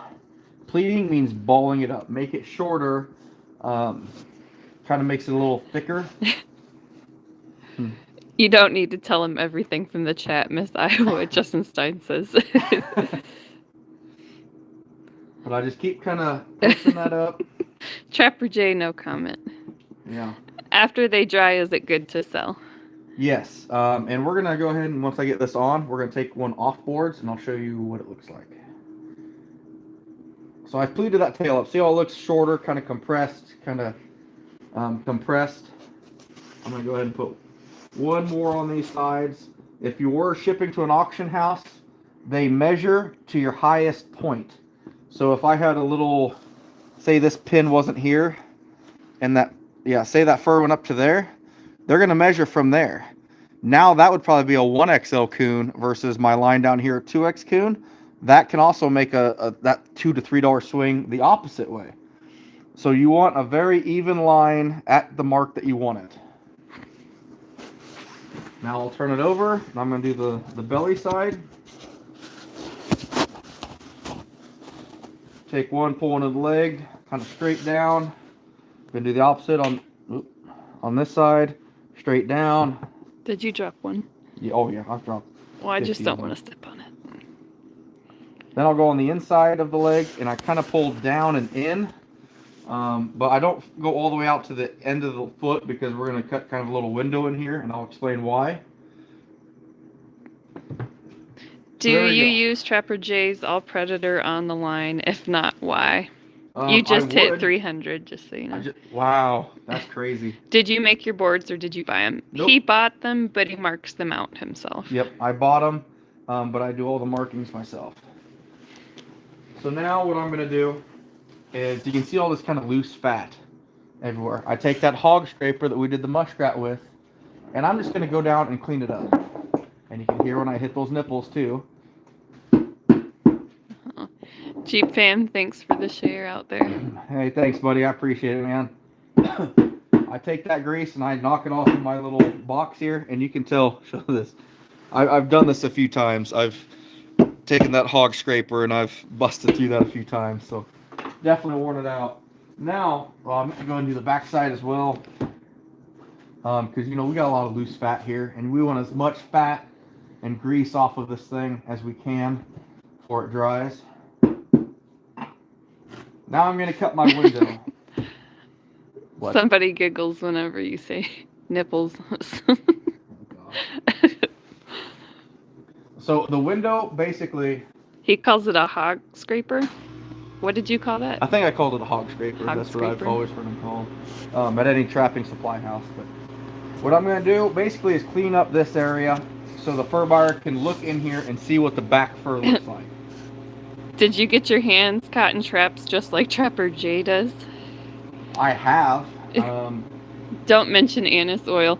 No, today he was criticizing my hat because it has fake fur on it, and he calls it fox fur instead of faux. Fox fur. I didn't know that. And I'm also going to go up here and I'm going to clean up these arms. Not that it really needs it, but just look how much better that looks than that. It's cleaner, no grease, full of fur, and I'm not taking much off. I'm literally taking a ring of anywhere between a ½ inch to probably a quarter inch off, just to make it look, cleaner, look better. You're marketing a product, guys. You're marketing something that you're selling. You want it to look the best you possibly can. I already cut the bottom lip off. That doesn't need cleaned up anymore. I think we're pretty good, and now I'll put the belly board in it. When pleating the tail, have you ever tried using hardware cloth on them instead of pinning? I have, but I don't like them flat. It tends to push them flat, and I don't really care for that. Fig fur and married to a trapper. Yeah, right? This side of the shelf's messy. Sorry, I'll show it anyway. I know. Let's take a good one off. How long have you been trapping for? Oh, shoot. Good night, Wyatt. Thank you for watching us. 12, 13 years old, basically. And you're old now, so. Yeah, right. Over 20 years. Haven't been doing it hard until about 12 years ago. This coon is dry. You can see the grease on it. But right here, that ball of fur that we just showed. This is how I know it's fully dry. When that it's like paper. Is hard, I know this is ready to come off. How long do you let them hang for, and at what temperature? So my shop is not technically heated. It was 37 degrees in here with negative 39 outside wind chill. My walk-in freezer heats it enough for me. But, I just kind of let it be. Normally it's about 45, 50 degrees in here. And once I get fans going, start really getting into fur finishing, 5-6 days. That's once, I get a lot of fur hanging in here. It's a lot of moisture. It takes a while. They're making fun of the things you say, silly. Your Klondike chair instead of Adirondack. Why do you got to go there, too? That workbench will never rot. No, it will not. I promise you that. But anyway, I like this jig. I mean, this is something I made here several years ago. I'm going to have to redo it pretty soon because it's cracking right here. But this is handy. I mean, it keeps it right at the height I want it. What do you think of fur prices this year? He always promises me they're going to be good. They are better, and those of you guys who have been kind of following things are seeing that a little bit, but it's definitely not great. So I'm going to take all these pins out. and you see this white here? That means it was slightly overstretched on the belly side. These belly boards are a little thicker. It was a little tighter, especially up here. You can see it, but not a huge deal. Not a huge deal. You never did fulfill your plan with Trapper Jay on the treadmill. Backwards. Huh. Thanks for bringing that up. Hunt and fish nuts likes the board on the bench, the mount. Oh, good. I don't know where my mineral spirits went. It might be in my garage. You took my mineral spirits? That's gonna cost you. Now we're even. Sorry. Anyway, do normally you skin anything for taxidermy? Yes, I do. All my cats, my fox, and coyotes this year are going to be tanned. Not necessarily for taxidermy, but with feet on. Normally, he'll put mineral spirits on this. Yes, I'll put mineral spirits on a rag, and I'll wipe it all down. And then I'll come through with a dry rag afterwards and wipe it down. And mineral spirits really helps take that oil off the leather. Don Hoffman says hi and hopes we're all keeping warm. Hey, Don, how we doing? But I mean, you can just see this is a brand new rag, and just look at the oil that came off of this. Ben, he's not gotten a gray fox, but it is on his wish list. Oh, man, I'd love to. So I'll take that coon off the board. Any plans on a wood stove in there? No, I wish. No. He doesn't want me in there that much. I don't want a wood stove in here because it's a dry heat, and it'll actually start cracking my furs if I don't get to them in time. And he is a procrastinator. How many lines do you run? Boy, that's hard to say. One line, but I'm constantly adding and pulling it. Or adding to it and pulling parts of it. Does that work better than newspaper? Yeah, I would say so. Outdoor Mike says come to Arizona. They have tons of gray fox. Oh, I'd love to. I would love to. That's definitely one he wants. So if you get up here and kind of doing a downward shot, honey. My arms are getting kind of tired, baby. I'm sure. Oh, I'm sorry. I can't do it that way. Okay. So you can see how this looks. This is a red one. That's not that great. I'll even take a brush, and I will go on the inside, and I brush everything down. And on these flanks, I will even brush them out. He doesn't even brush his own hair, but he brushes a raccoon. Now, that just looks cleaner and better than this side. How long to run through an area? That just depends. I mean, I've been there for 10 days and 4 days. He has a what's your thing called that you mark your traps, or to mark where you're looking? GPS. Yeah. It's old school. Okay. He brushes his beard with the same. You're probably not wrong. I do. Do you prefer a flat fleshing beam, or do you put a curve in it? Here's my beam. I like it flat. There's slight beveled on the sides, but nothing crazy. Do you need to rest your arms for a little bit? We can let it rest. It's okay. I'm good. Alright, anyway guys, there's the finished coon. This is a 4XL coon. Pretty decent one, really. You see how I brushed it out, made it look good, presented it the best I can. Now normally what I would do is my hanging deal over here, I've got 5 hangers. A 5X, 4, 3, 2, and 1. And I'll put these on a hanger. This is the first coon I've taken off boards this year. But when I get a group of 10, then I'll take it and I'll hang it up, done, out of the way with a group of 10, and I'll mark it on a paper. So I'll just do, tally marks, so I know I have 50 4X's completely done, 20 2X's, and so forth. Do you run any dirt holes for that kind of set? I don't yet. I don't have any private ground. I don't do a lot of trapping on private ground. It's all road ditches for me. Someone said keep water on the stove to keep moisture in the air. I've heard that makes of that too. sense. I've heard of that too. All right, ready for beaver? Yes. Are you burnt out yet? No, I'm okay. You sure? Yep. All right. Let me put my beaver trough in first before we get too carried away. Okay. Get this pulled up. I'd love to see this young man go after the coyotes hard. His drink of choice is rum and Pepsi.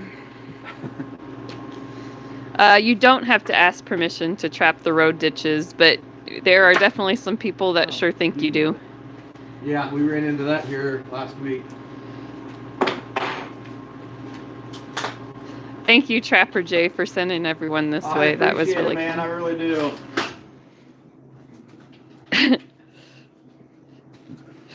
You should show them how to flush a bear or a cow. BJ, we were just talking about that. Yeah. I'm a trooper. He puts up with my crazy Pinterest ideas every now and then. So Right. That one guy said you can trap that farm. Yeah. What numbers do you try to hit to consider it a good season? 1,000 raccoon tends to be my goal. So, for those of you that don't know, I caught 1,000 raccoons 4 years ago now, and I had so many people tell me, man, it must be nice to be single and not have obligations. It must be nice to not have a job. And I'm sitting here thinking to myself, I have all of that. I have a full-time job. I have a family. Yes, they sacrifice a lot of time too, but I did it. And I still came home every night. I still was with my family most of the time. A lot of the, I take a couple weeks vacation to catch a lot of coon, but most of the time I'm trapping before work or after work. And that's the whole reason this channel exists, is because I want to show people what they could do, how they could find their drive, do the things that they didn't think was possible. That's literally how this channel got started. Pretty blown away by where it's come today.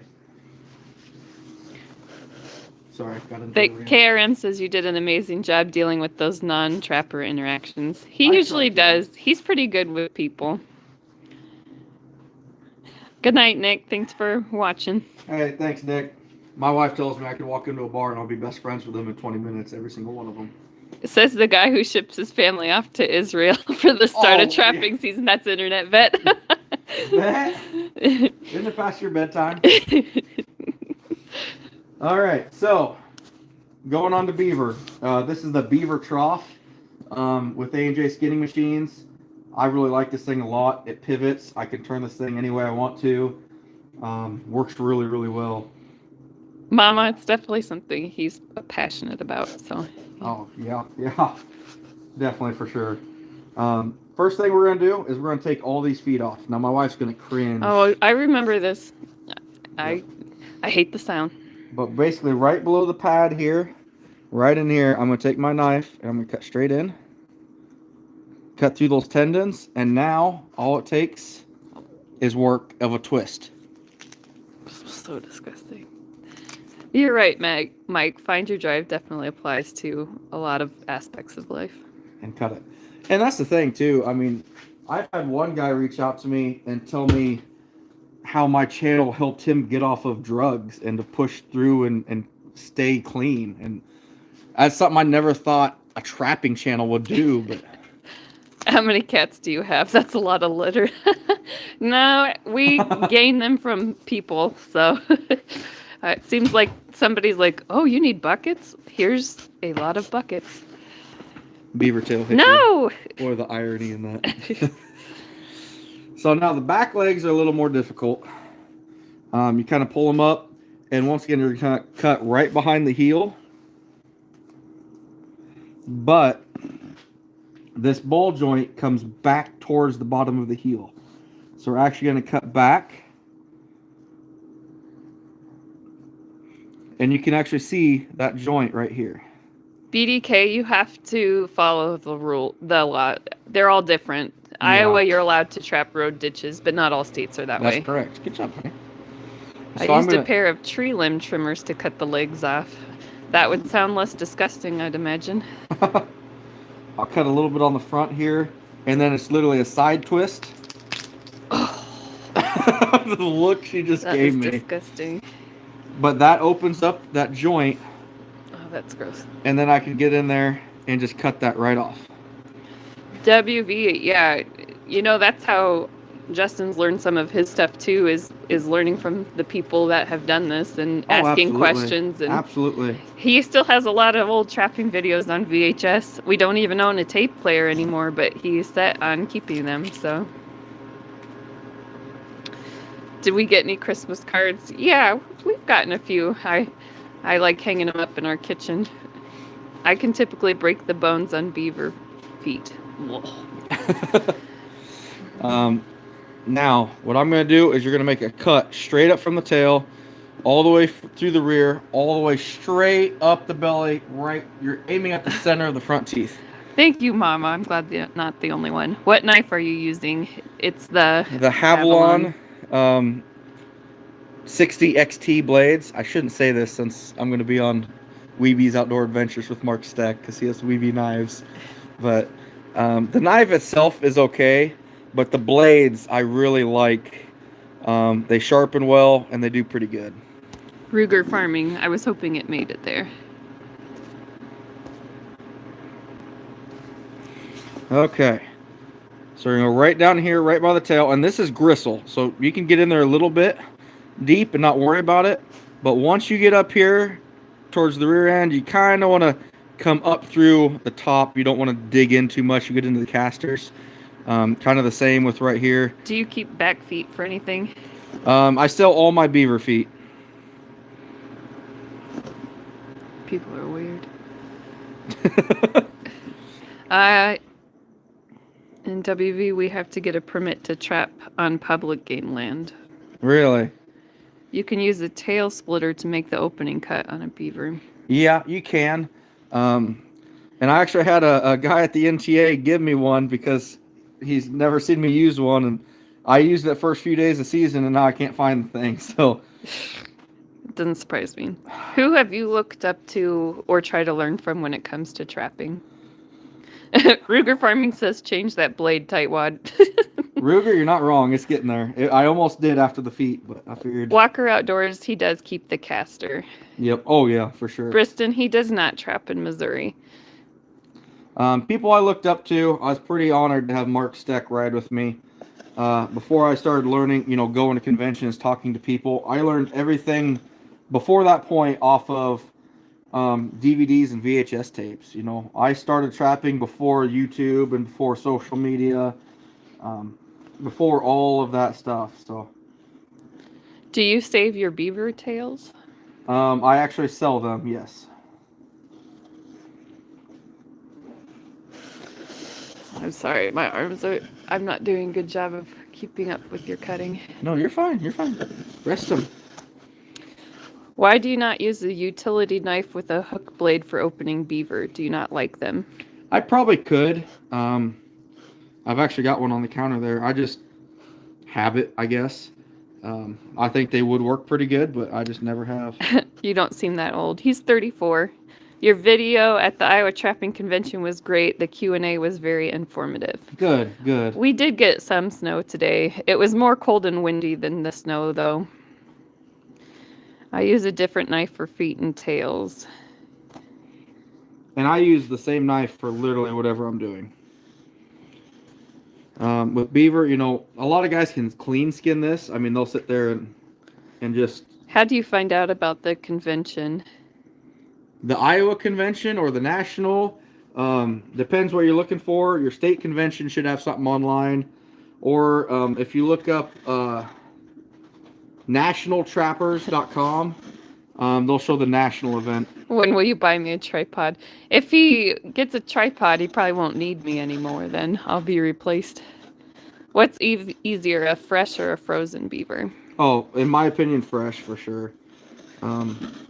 Everything skins easier fresh, but you'll have more issues with blood because it's not gelled up and thick.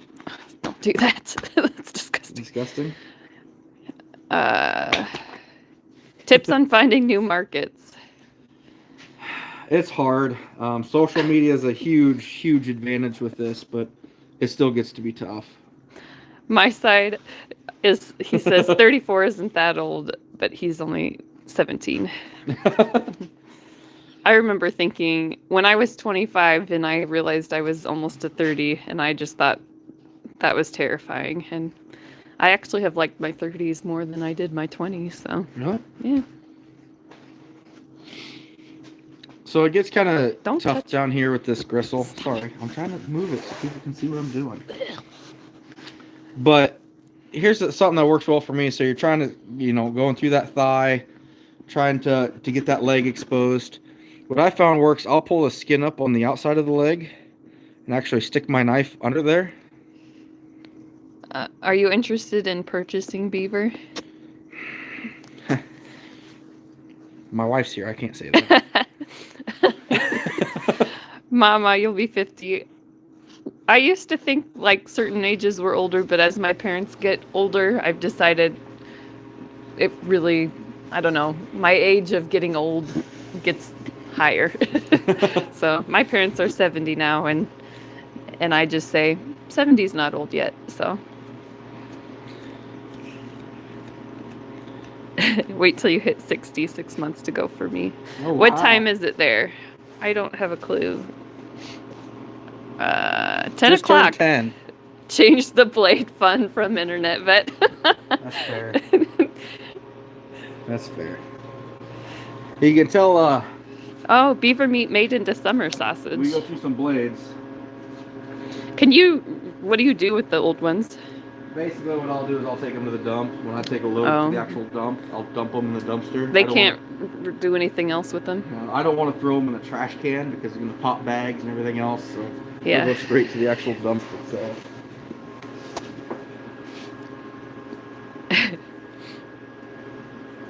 So like I said, on the front legs, Ruben says even if you wait a few hours, they don't bleed as bad. yeah. The front legs I'll do the same. I'm kind of just working down around that bone, kind of freeing that up.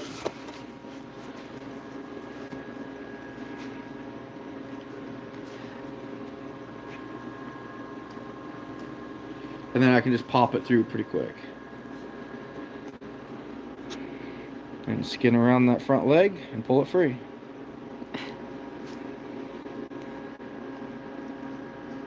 Doing all right, Mama? The garbage guy gets really upset when you put them in the garbage, especially skunks. Yeah, I don't put any of my stuff goes actually in the garbage. What's the biggest beaver you have ever trapped? I've got a 76, I believe. 72 or 76. That's the tanned one in our house, right? Yep. Good night, Scott. Have a great Christmas. Yep, thanks for stopping in, bud. So down here, kind of around the flanks, you can tell the skin of the rear end will kind of go on the outside of that. Derek, I like that. He puts his used blades in a Monster Energy can and marks it sharps. Nice. Nice trick on the leg, Zinger says. Oh, thank you. I'm glad somebody got something out of this. Al's Outdoors says he's trapped 40 years. Oh, wow. Do you have to knife cut the whole beaver, or can you pull it? There's really nothing you can pull on a beaver, from my experience anyway. From my knowledge of it, there's not much. Basically, I'm going to free up the whole belly side the best I can. Wow, 101.3 beaver close to Ottawa, Canada, Wow. 3 years ago. Oh, that's nuts. That's a big beaver. I can't imagine. I'm planning to get the Missouri state record this year, for beaver. Good luck, Shane bud. Lewin caught a 72-pound beaver. I seen the Missouri one, coon record just got broke here. That's all over Facebook.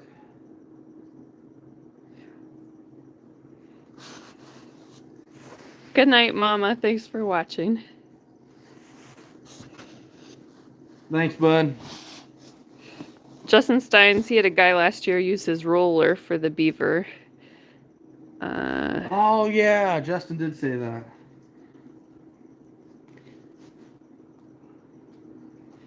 Billingsley says, watch his beaver skinning video. You can pull them.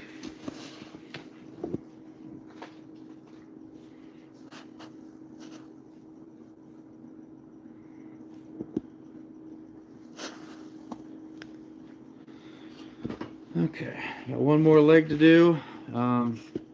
Basically, guys, it's kind of like the muskrat. You know, this is all guts. You do not really want to get into this. You know, it can tear, kind of like that.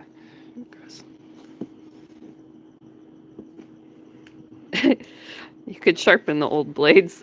Ethan, I like your thinking on that. And I do. Normally, if I use a blade on a coon, I'll use like a blade I'll use it for 3 or 4 coon, touch it up, do it for like 2 more, and then I pitch it. It's easier for me to do that than have an actual real good blade. It's just something that's kind of works for me. Well, basically we're going down here again, just freeing up this last leg. I went down the end, push it and pop it through.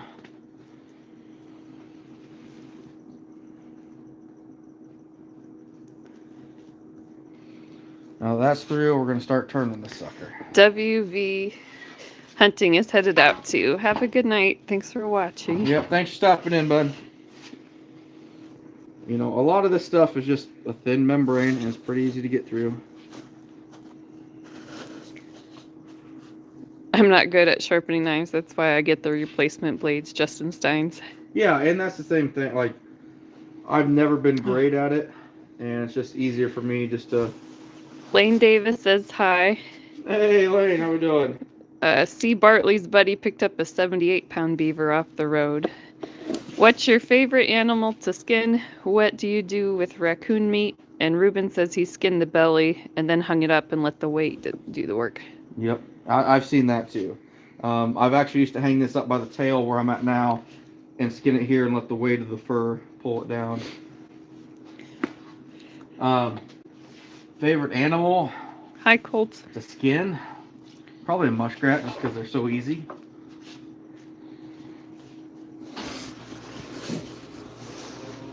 But once you get to the back here, it's not a problem. The tough part for a beaver is this gristle down on the bottom.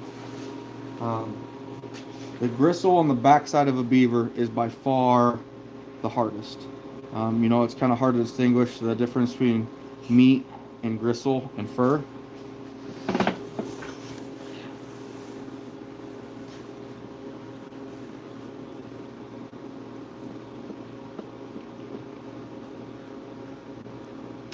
A lot of people headed out. Have a good night, guys. All right, thank you. Thanks for stopping in, guys.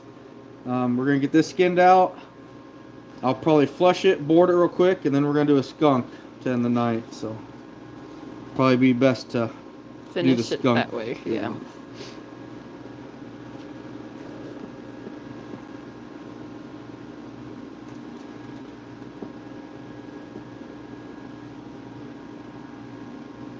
It is late and still school night, so. It's not a school night. It's Well, Thursday. A lot of people are off for Christmas break, though, babe. Already? Our kids don't have school? Well, kids don't, yeah, but most. Then why'd you say school night? Because people just. Work? People still work Well, tomorrow. they don't go to school. You could say it's still a working day tomorrow. Whatever. Do that way.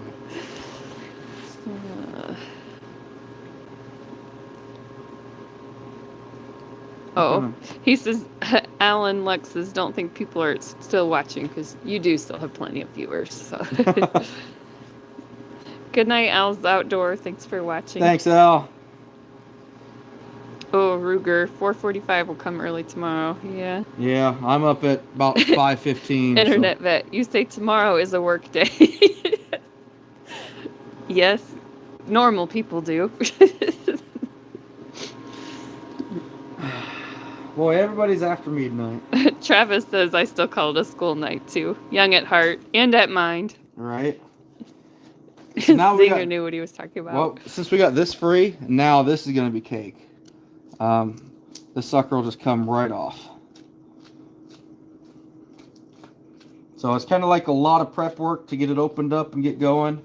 Are you close enough to Missouri to attend anything in Missouri? Yes. Yeah.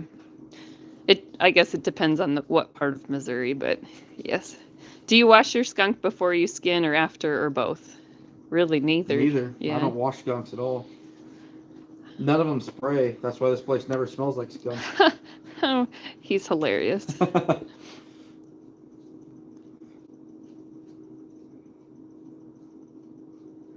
Come, man. Thanks for watching. Always fun to see other people's techniques, too. Yeah, and this is a little different than probably what some people do. You know, I'm not the biggest beaver trapper in the world, but this is kind of the method that works for me. Get down here towards the head, it gets kind of dicey. Well, not dicey, but you know, it gets a little more difficult. I bet you wish they never sprayed more essence. Ruger, I wish they never sprayed because I hate the way it smells by my house. Oh, I love skunk. People want to know what you do with carcasses and raccoon meat. I sell it.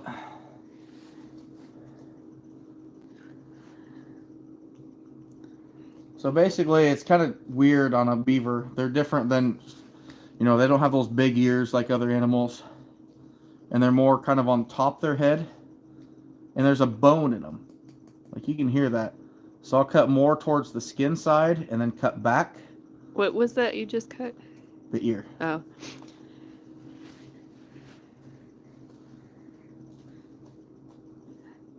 Oh, that was nice, Ruben. His wife got him a washer this year, so he washes all his furs except rats. Oh, nice. We do process the beaver, some of it, if he gets it done and it's okay to eat still. Yep. We'll eat it too. Skunks, the smell of money. I don't agree. Now the eyes are tough because they're straight down from the ears, but they don't pop out as much as they do with other animals. So you kind of just, you know, once again, it's kind of a learning curve. You just kind of have to trial and error where they're at. Ooh, that eyeball's loose. We popped it out. That's disgusting. I've been sprayed. How many times do you think you've been sprayed, honey?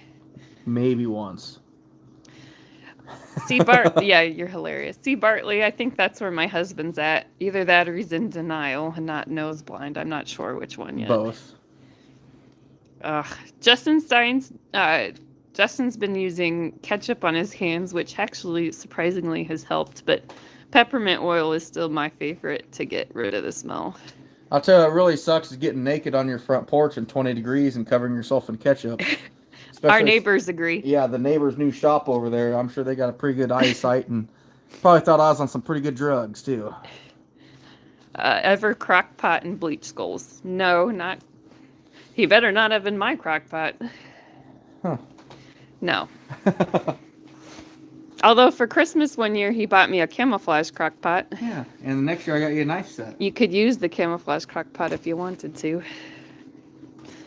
So what we're going to do real quick, guys, I'm going to go ahead and take the... Southern Illinois super chatted. I caught a piebald coon last year.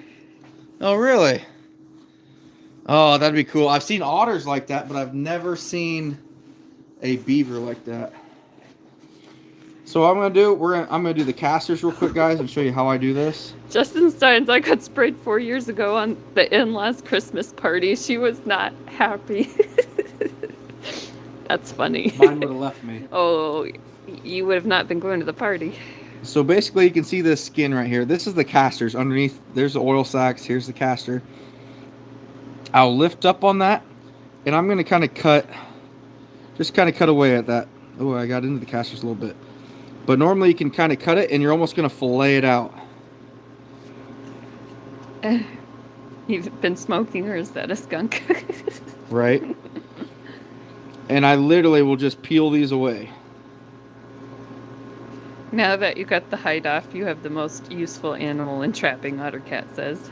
Yeah. I'm not wrong. Is that the crock pot he was using? He calls it a crock pot. Pot you were using when I was in Israel. Oh, probably Vet said that, right? Yep. Yeah, I figured. But I'm literally, you can just peel this membrane away. Don't pull on it, really. Just kind of use your fingers and just kind of peel it. Ooh, sorry. You're getting cold, aren't you? I'm a little chilly.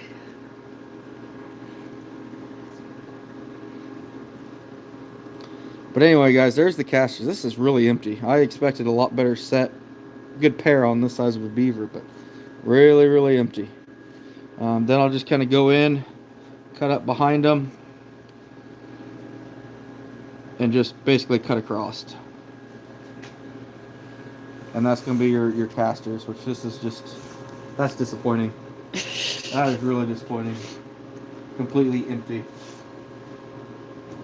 I will cut the skull off this, but we're going to do it at a later date. I don't want to hear it. Oh! He's heavy. Our castors beaver balls? Internet vet wants to know. No, it's actually a gland. I could have just a told you that gland. actually. I gotta wipe my hands off. Yep. Is that all I have to do to get out of going to family get-togethers? Get sprayed by a skunk. Right. That was BJ. If you cut oil sacs, dark brown color means male, clear is female. Oil sacs is a good beaver lure, yeah.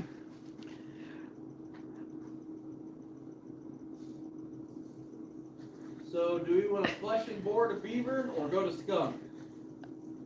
Let the chat decide. Yeah, what do you guys want to do? Skunk now or watch him flesh and board the beaver? We might not have time to get to a skunk if we do the beaver. Justin Stein says skunk. I'm going to go stand by the heater while he's peeing outside. Skunk, skunk. Flesh beaver, skunk, skunk. Okay. Skunk. Kind of sounds like skunk. Skunk. Beaver. Skunk, skunk. Skunk, please. Flesh and board. Beaver. So we're going to do the skunk and then we'll see where we get. An internet vet says, I'm not going to lie, if I was a beaver, I'd have big castors. Would you, though? Would you? Oh, lordy. Here we go. Okay. My wife's favorite part. Mm-hmm. Once again, just like the coon. I would, internet vet says. Ooh, that's going to stink because that's dried. No! Pick a different one. I don't have a different one. Sorry. Pick a different one. I love you regardless. So I'm going to skin around the feet just like I would on a coon. Can you smell it yet? Not yet, but my nose is running because it's so cold. You're standing above a 51-degree heater. Well, it's not warm. Do we need to do this another time, honey? You're struggling. No, I'm okay. I can tell you're shaking. Well, I'm cold. You're shivering. So we'll do it on Looking the other down a loaded gun. I only had one instance where this gun went off on me skinning, so. Briston, this smell is my absolute least favorite smell in the entire world. I hate it. I smell it in Northwest Missouri. What's your job when you're not trapping? He's a forklift operator. Yep, and negative 20. He likes the cold. Basically, you can make this cut straight across just like a coon, and you can go as deep as you want, really. It's not going to affect anything. Obviously, don't go too deep, get into the guts, but... Now, what I kind of do... Justin signed smart plan. He's waiting till after Christmas to do his skunks. Smart. Good choice, man. I'll grab this foot, and just like I did on the coon, I'm pulling down, but I'm not going to put pressure back here. I do not want a lot of pressure by the glands, because they will leak out on you. So like right here, I don't want to pull down on this one exactly hard. I'll kind of work it around a little bit. Huh? Nothing.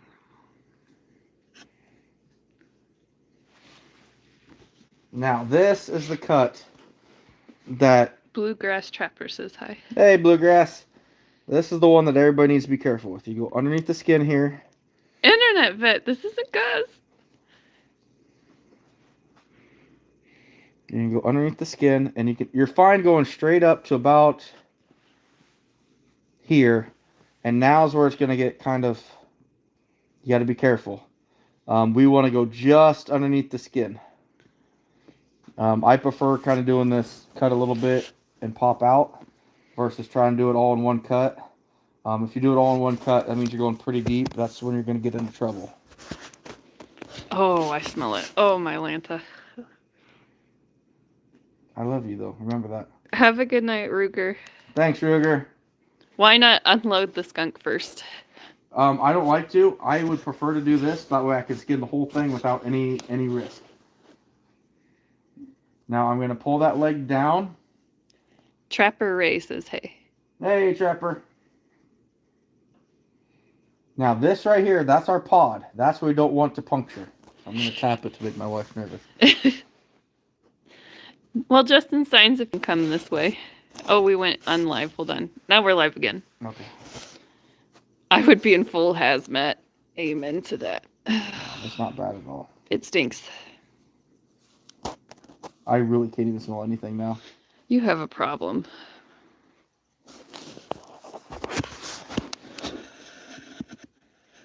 Again, keep that knife barely under the surface. You do not want to puncture those glands.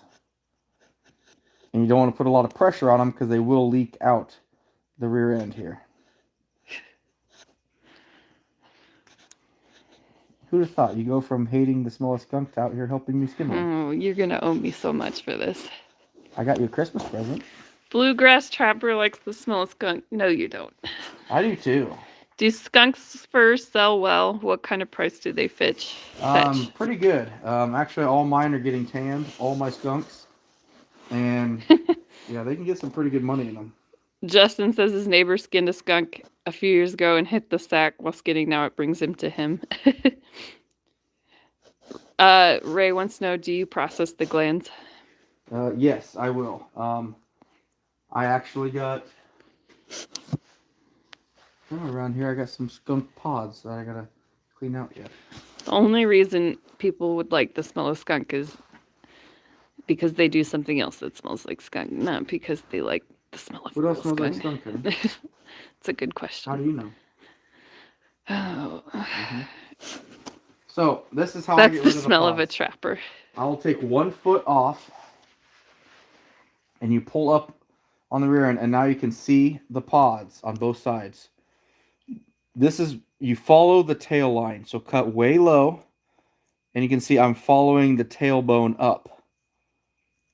And you can go all the way up. You'll hit the pelvis a lot of times. That's why I know it's just like go barely above that, and then cut out each leg. Internet vet says zoom in. This is as good as it gets, my friend. And those are the pods. Hold on a second. I'll bring back a couple of them that I know are way better than that I did the other day.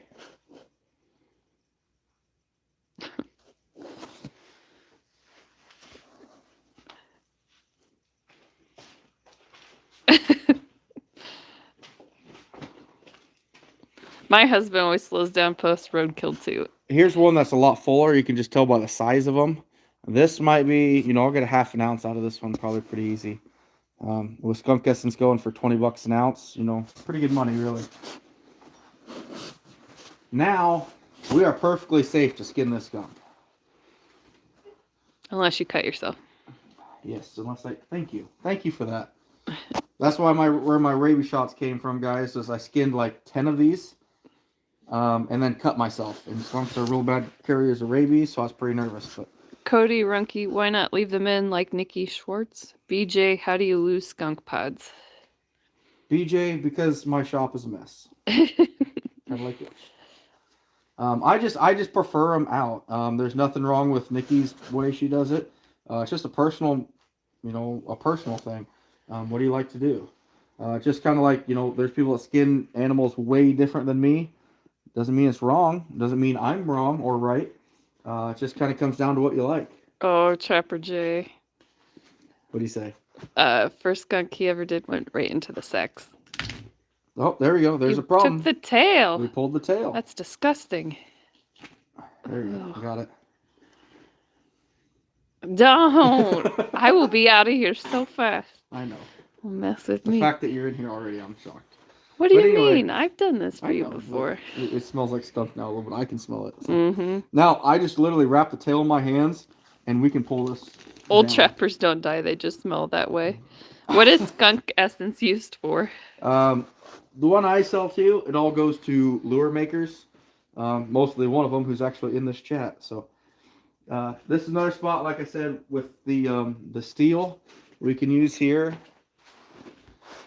What temp do you recommend keeping your first shed at? Negative 100, apparently. No, ideally for me, 50 to 55 degrees is the highest. About 50 would be perfect because I wear a hoodie and I'm flushing, so I'm moving and I'm active. That's just how I like it. Briston, I hate the sounds of the bones cracking too. He says he loves skinning but hates the sound of the bones cracking. There's not a lot of bones cracking and a lot of stuff. How do you store after removing it from the pods? So what I'll do is I'll take the pod, and normally when I skin a skunk, guys, I'm doing 10 to 12 to, I think one day we did 17 or something like that.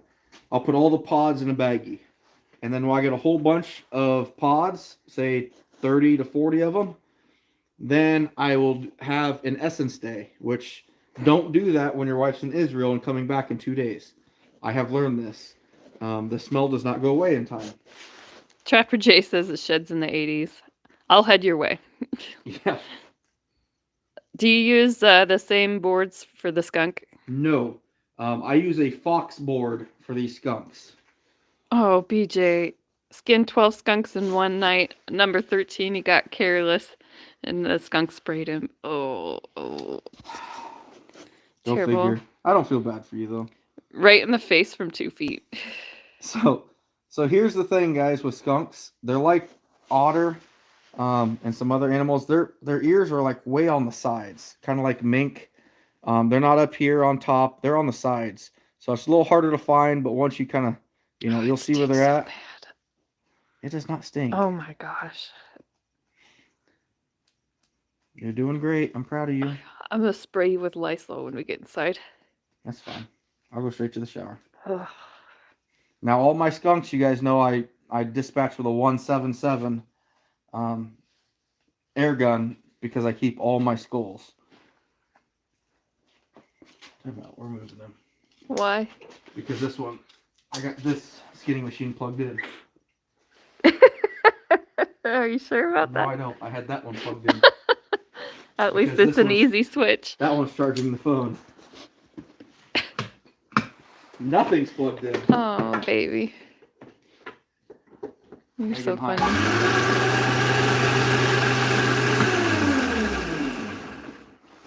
Okay.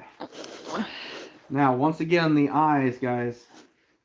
It's difficult. I mean, you can see it when you see the kind of the black. What's blue, the FPS on your pellet gun? 1,200 feet. That's kind of the magic number. Oh, internet bit got you. Fox or faux boards, baby. That was Ottercat. And this channel's over, and we're closing it. Make sure you cut into the eyes on both sides, just to make sure you don't leave a big gaping hole. Normally, I wouldn't worry about the bottom jaw, but since all these are going to be either hats or sold as wall hangers, we're getting everything off. After you move them, do you store in a glass container? This is what Brooke is scared of the most, Jeep fam. Yes, you want to put them in a glass container with no rubber seal. It has to be metal. I would get one out to show you, but if I open that freezer that has essence I'll in be it, gone. I will lose my photographer. She will either be inside or dead. They say it's time for a drink. It is time for a drink. But thank you, Donald. Great life, guys, he says. Thank you. I appreciate it. I really hope this helps some people out, guys. I mean, have you ever had a pellet gun quit out on you? You yeah, have, yep. Yeah. I mean, these pellet guns, well, last year they were $100. Now they're like $140. But they're in back of my truck.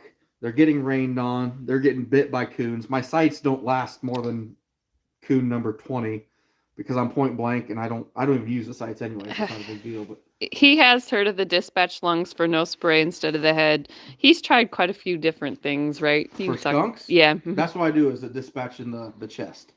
Lung, heart shot. Results, I would say 90% no spray. If there is a spray, it's kind of a quick little done. It's not a constant spray. Do you do NWCO for DNR? Oh.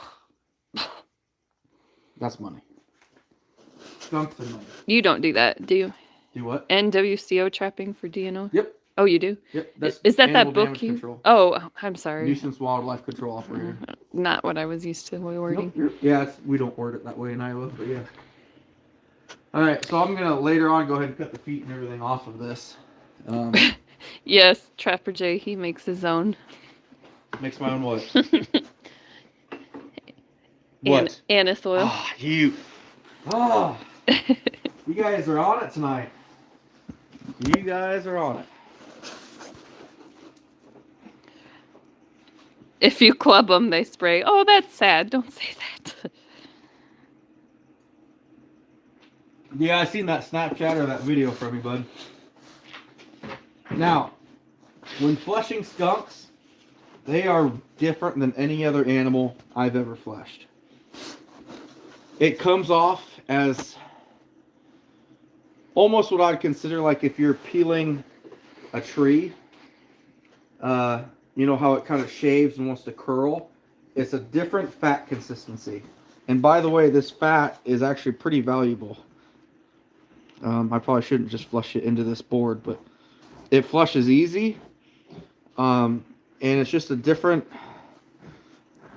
type of fat. It's really hard to explain. Again, I'm using the sharp side to get started, but then I'll switch it over to the dull side. And skunks are really, really easy to flesh, guys. But once again, no matter what, you do not want that fur balled up. I need my knife over here. Here in a second, I'll pull that essence out of a pod and show you how to put it in the... I'm kidding. I wouldn't. Do fur buyers pay much more for fleshed beaver?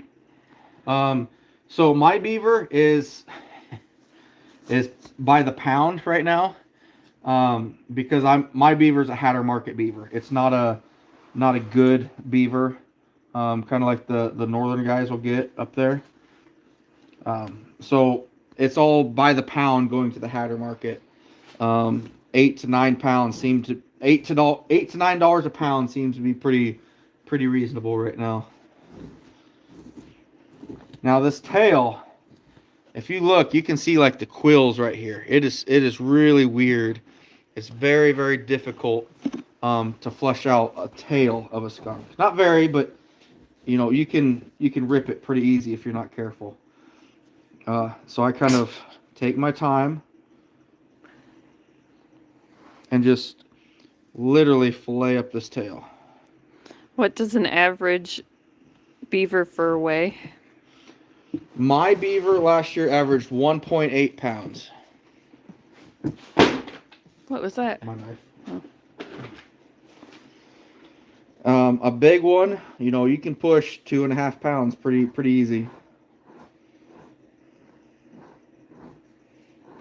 Turn it, dull side. Watch balling that fur up because, you know, like right there, it wants to catch. And we even tore it a little bit because of that catch. Oh, it stinks. Wish you would have told me the fat has value, BJ says. What wood is your beam made out of? Did you make it? Deciding on PVC or wood, newbie Josh Harper. Josh, I prefer wood, but I can't say I've really messed a lot with the PVC. Wood, you can make mistakes and kind of grind out the mistakes. You know, PVC is only so thick, you really can't.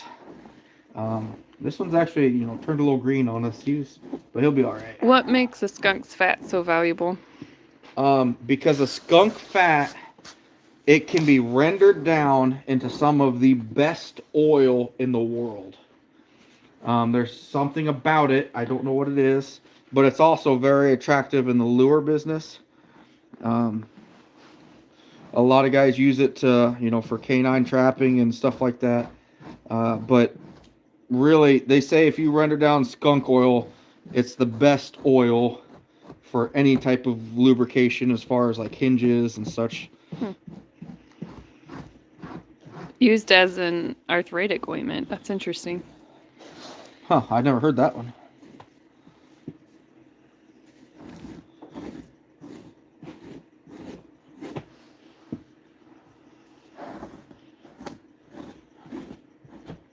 No, see, there I used that dull side, got a little too carried away on the end of the beaver, or the skunk, and we took a chunk out of the beam. Not, you know, it's easy because I can literally take my dull side and I can take the kind of concave out of it if I have to. I just don't like taking a lot of wood out of my beam. You went there too. You went there too. So, but he is a little green. Yeah, well, I was planning on doing this skunk here last week when Grace got sick. Yeah, so sorry. it sat out. No, it's fine. Part of life, honey. But anyway, yeah, that's how I do the skunks. You know, I'll put them on the board. I've got... Hold on a second. Adventure with James is in. Hey, James, how we doing? Here's, I put them on boards and I take them off, and you can tell the different stripes of a skunk through the leather side. This is a very valuable one. That's average or a little less. That one's a little, lower end, but I hear they're selling for, this right here probably average $10, maybe $12. But if I tan them, 35, 40. So he's BJ, not cooking any of my turkeys. What kind of oil does for the skunk? Please tell me you're not cooking a turkey with skunk oil. No. All type of like hinges and stuff like that. But this is an average skunk, nothing special. But PA trapping got his raccoon and muskrat boarded back now. Oh, good. Oh, you wiped him into the yuck. Yeah, everything falls into the yuck at some point. You guys, stop talking about.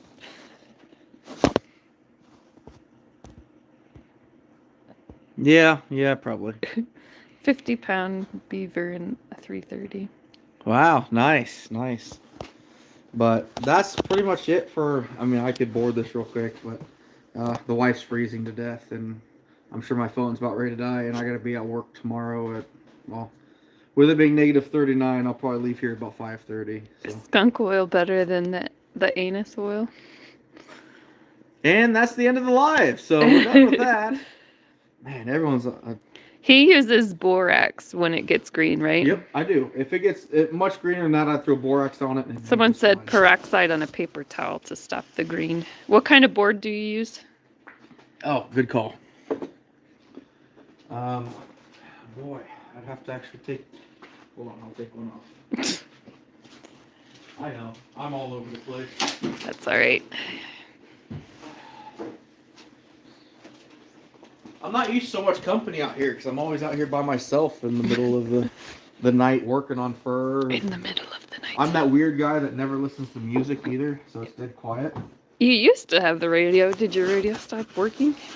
I had an old school radio with the antenna I had to hang somewhere. The huge boom box. Yeah. It's ridiculous.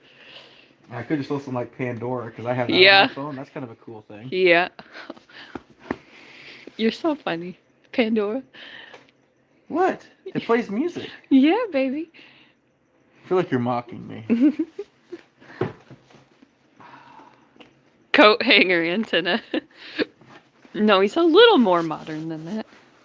But anyway, this is just a fox board, guys. I got 2 dozen of these a while ago, and about 18 of them I cut down to length because I don't need the full. I think what they are is 5 foot. Well, you see how far this is. If I had this up here, I could never pin the thing. So I cut them off a lot. And then, I don't get fancy with these because, like I said, all my skunks are getting tanned. And I'm going to start, hopefully, turning them into hats and such like that, but nothing else. Where do you get the boards? Most of my boards I've bought from Scott Welsh, who no longer makes boards because he can't get the basswood. He's just a small-time, family-owned sawmill, but high quality, makes some good boards. But one thing important for me, I want all my boards for everything uniform, the exact same. All my coon boards are the exact same width, the exact same everything, just because... when I present 1,000 raccoons, I want them to be all the exact same. Mike Kitchen is in. Your kitchen is in. Mike Kitchen? Oh, Mike, how are we doing? Unless it's a big skunk, I'll use squeeze a coon structure and use it, is what PA says. Oh, PA, you're probably using the wire ones, I'm guessing? Why don't you hang your boards head down? Because I like to get that little bit of a nose pull, and my shop is all set up to do that with. If I had hooks hanging from the, I could drill holes or put hooks in the bottom here and hang them all. It'd work pretty well, but my shop is set up the other way, and to be honest with you, I just kind of like it that way. PA says yeah. I do get a lot of oil in the skirt when my coon's dry, but a little of my mineral spirits that aren't in the shop right now because my wife stole them. First time for everything. Yeah, normally it's me stealing your crap. Have a good night, Eli. But yeah, just throw a belly board in that, And then we can hang it up and we are good to go. Give it about 5 days and she's golden. So that's about it, guys. Any other questions before we get off here? Anything else you got? I'd probably take it, honey, if you want to go inside. Yeah.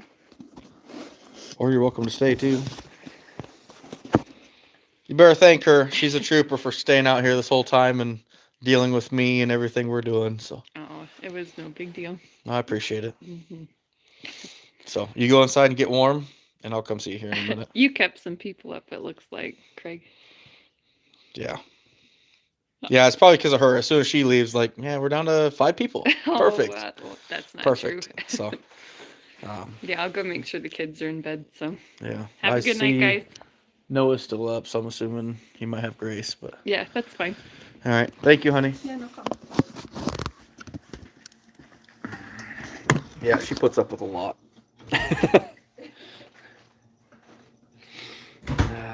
I give her a lot of crap, but definitely couldn't do this without her.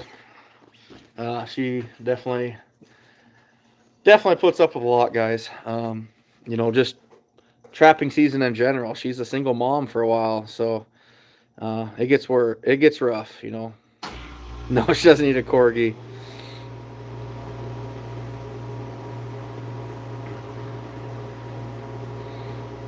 Thanks, Jay. I appreciate you doing the raid or whatnot, what you did. I appreciate it, man. But yeah, is there anything else you guys want to touch up on while I'm here in the shop now? Anything else that questions and how to do the fur handling?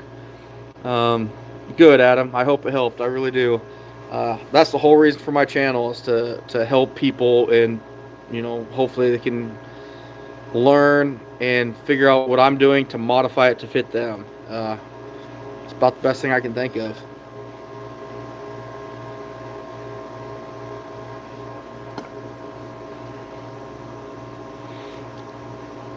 Oh, Daddy, that's bad. Zinger, I wouldn't be able to flesh one right now because she went inside and you wouldn't be able to see it. Thanks, Donald. Andy, I don't clean my skulls. I sew them raw. Really, 6 months is pushing it. It really is. Vet, I know of a few people that can do that. They sever that spinal cord and it works pretty well. Ray, we do general lives probably about once a week right now. Normally Friday or Saturday night, kind of get together and just shoot the crap, talk trapping. Not everyone's out here in the fur shed while I'm working, but we do have, you know, just kind of a trap talk, get together. Zach, I don't wash any of my furs unless it's super muddy, and then I do it on the carcass. I always do it on the carcass. Jeep fam, because skunk essence will eat a rubber seal. It'll even eat the plungers out of your syringes when you're extracting it. All right, Joe. Thanks for stopping in, buddy. You have a good night. Ryan, no, I don't. The only thing I would sew would be a fur out animal, such as a fox, cat, or coyote. Oh, I appreciate it, Riston. I hope you liked it. It's just, I try to make my channel very educational. You know, it's tough. I mean, no matter what I show, people have to modify it to fit them and their style. And that's something that's different. A lot of people don't understand that. It's not, what I do isn't necessarily going to work 100% for you or anybody else. You know, it just, you know, kind of have to figure out what works for you. Kellen, I sell the beaver caster. Right now, I'm not sure where it's at. Last year I was hitting $95 a pound, but this year it's going to be rough. It's going to be rough. Hey, thanks, Dale. Thanks for stopping in. Good luck on your beaver quest, man. That's going to be fun. That's going to be fun. No problem, Walker. Thanks for stopping in. Thanks, Ray. Derek, I don't know if I have a full one, but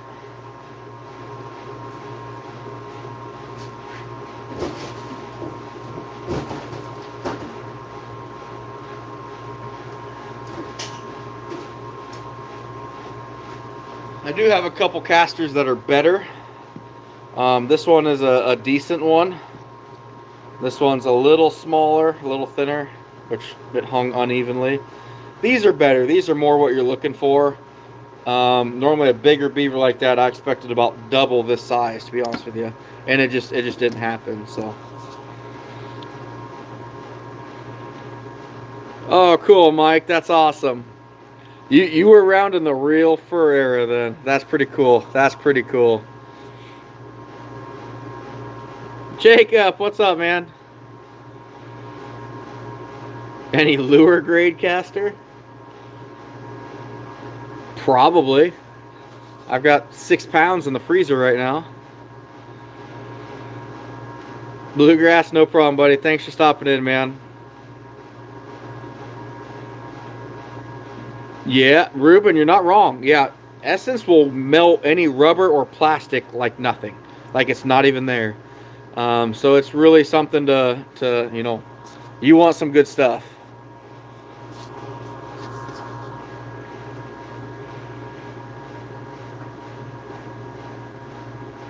Oh, AKW, no problem, buddy. No problem at all, man. This was awesome, guys. This was my biggest live by far. We hit 300 people at one point. That's insane.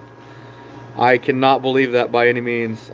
Thanks, Jay, for doing the reaching out and you know, sending people over here. I love working fur, guys. I love handling fur. I love fleshing fur. It's just my passion. You know, I think if I ever got something happen I couldn't actually go trapping, I would love just flesh fur for a living, because it is just an amazing thing. I love doing it. I love looking at a finished product. All these coon behind me on boards. You know, I love taking them off and being like, man, that's an amazing feeling. You start finishing your own fur, you're going to have a lot of pride in yourself. You're going to feel like you accomplished something. There's a lot there. There's a lot there. Killsworth, hey, no problem. I appreciate it. I love answering questions. That's the whole reason for this channel. But we're going to bail out of here too. I got to be up in 6 hours for work. And I still got a couple other things to clean up in the shop. So, Ruben, I'll have to look. I don't remember seeing it, but I will look. Mike, I probably will. We'll do another live on fleshing and boarding beaver. It might not be for a little bit. You know, it might be more spring beaver, but who knows? I got plenty here to do, so. Yeah, exactly, Donald, exactly. Merry Christmas, everybody, and, you know, who knows? Maybe we'll do a random live on Saturday night or something on Christmas Eve if no one's doing anything. Yeah, probably not Christmas Eve, but maybe we'll do something tomorrow night, or I don't know. We'll just randomly do lives. Just kind of shoot the bull, talk trapping, learn things from each other. It's a good time. So, yeah, Vet, I hope Jay does go live. He was up late last night. I just missed most of it. But all right, you guys, I appreciate the support. This has been fun. Pretty wild night. I never thought we'd ever get, honestly, over 200 people in here, and we broke 3. That's pretty amazing. That's pretty amazing. But anyway, y'all take care. Merry Christmas. Have a good night. And y'all take care.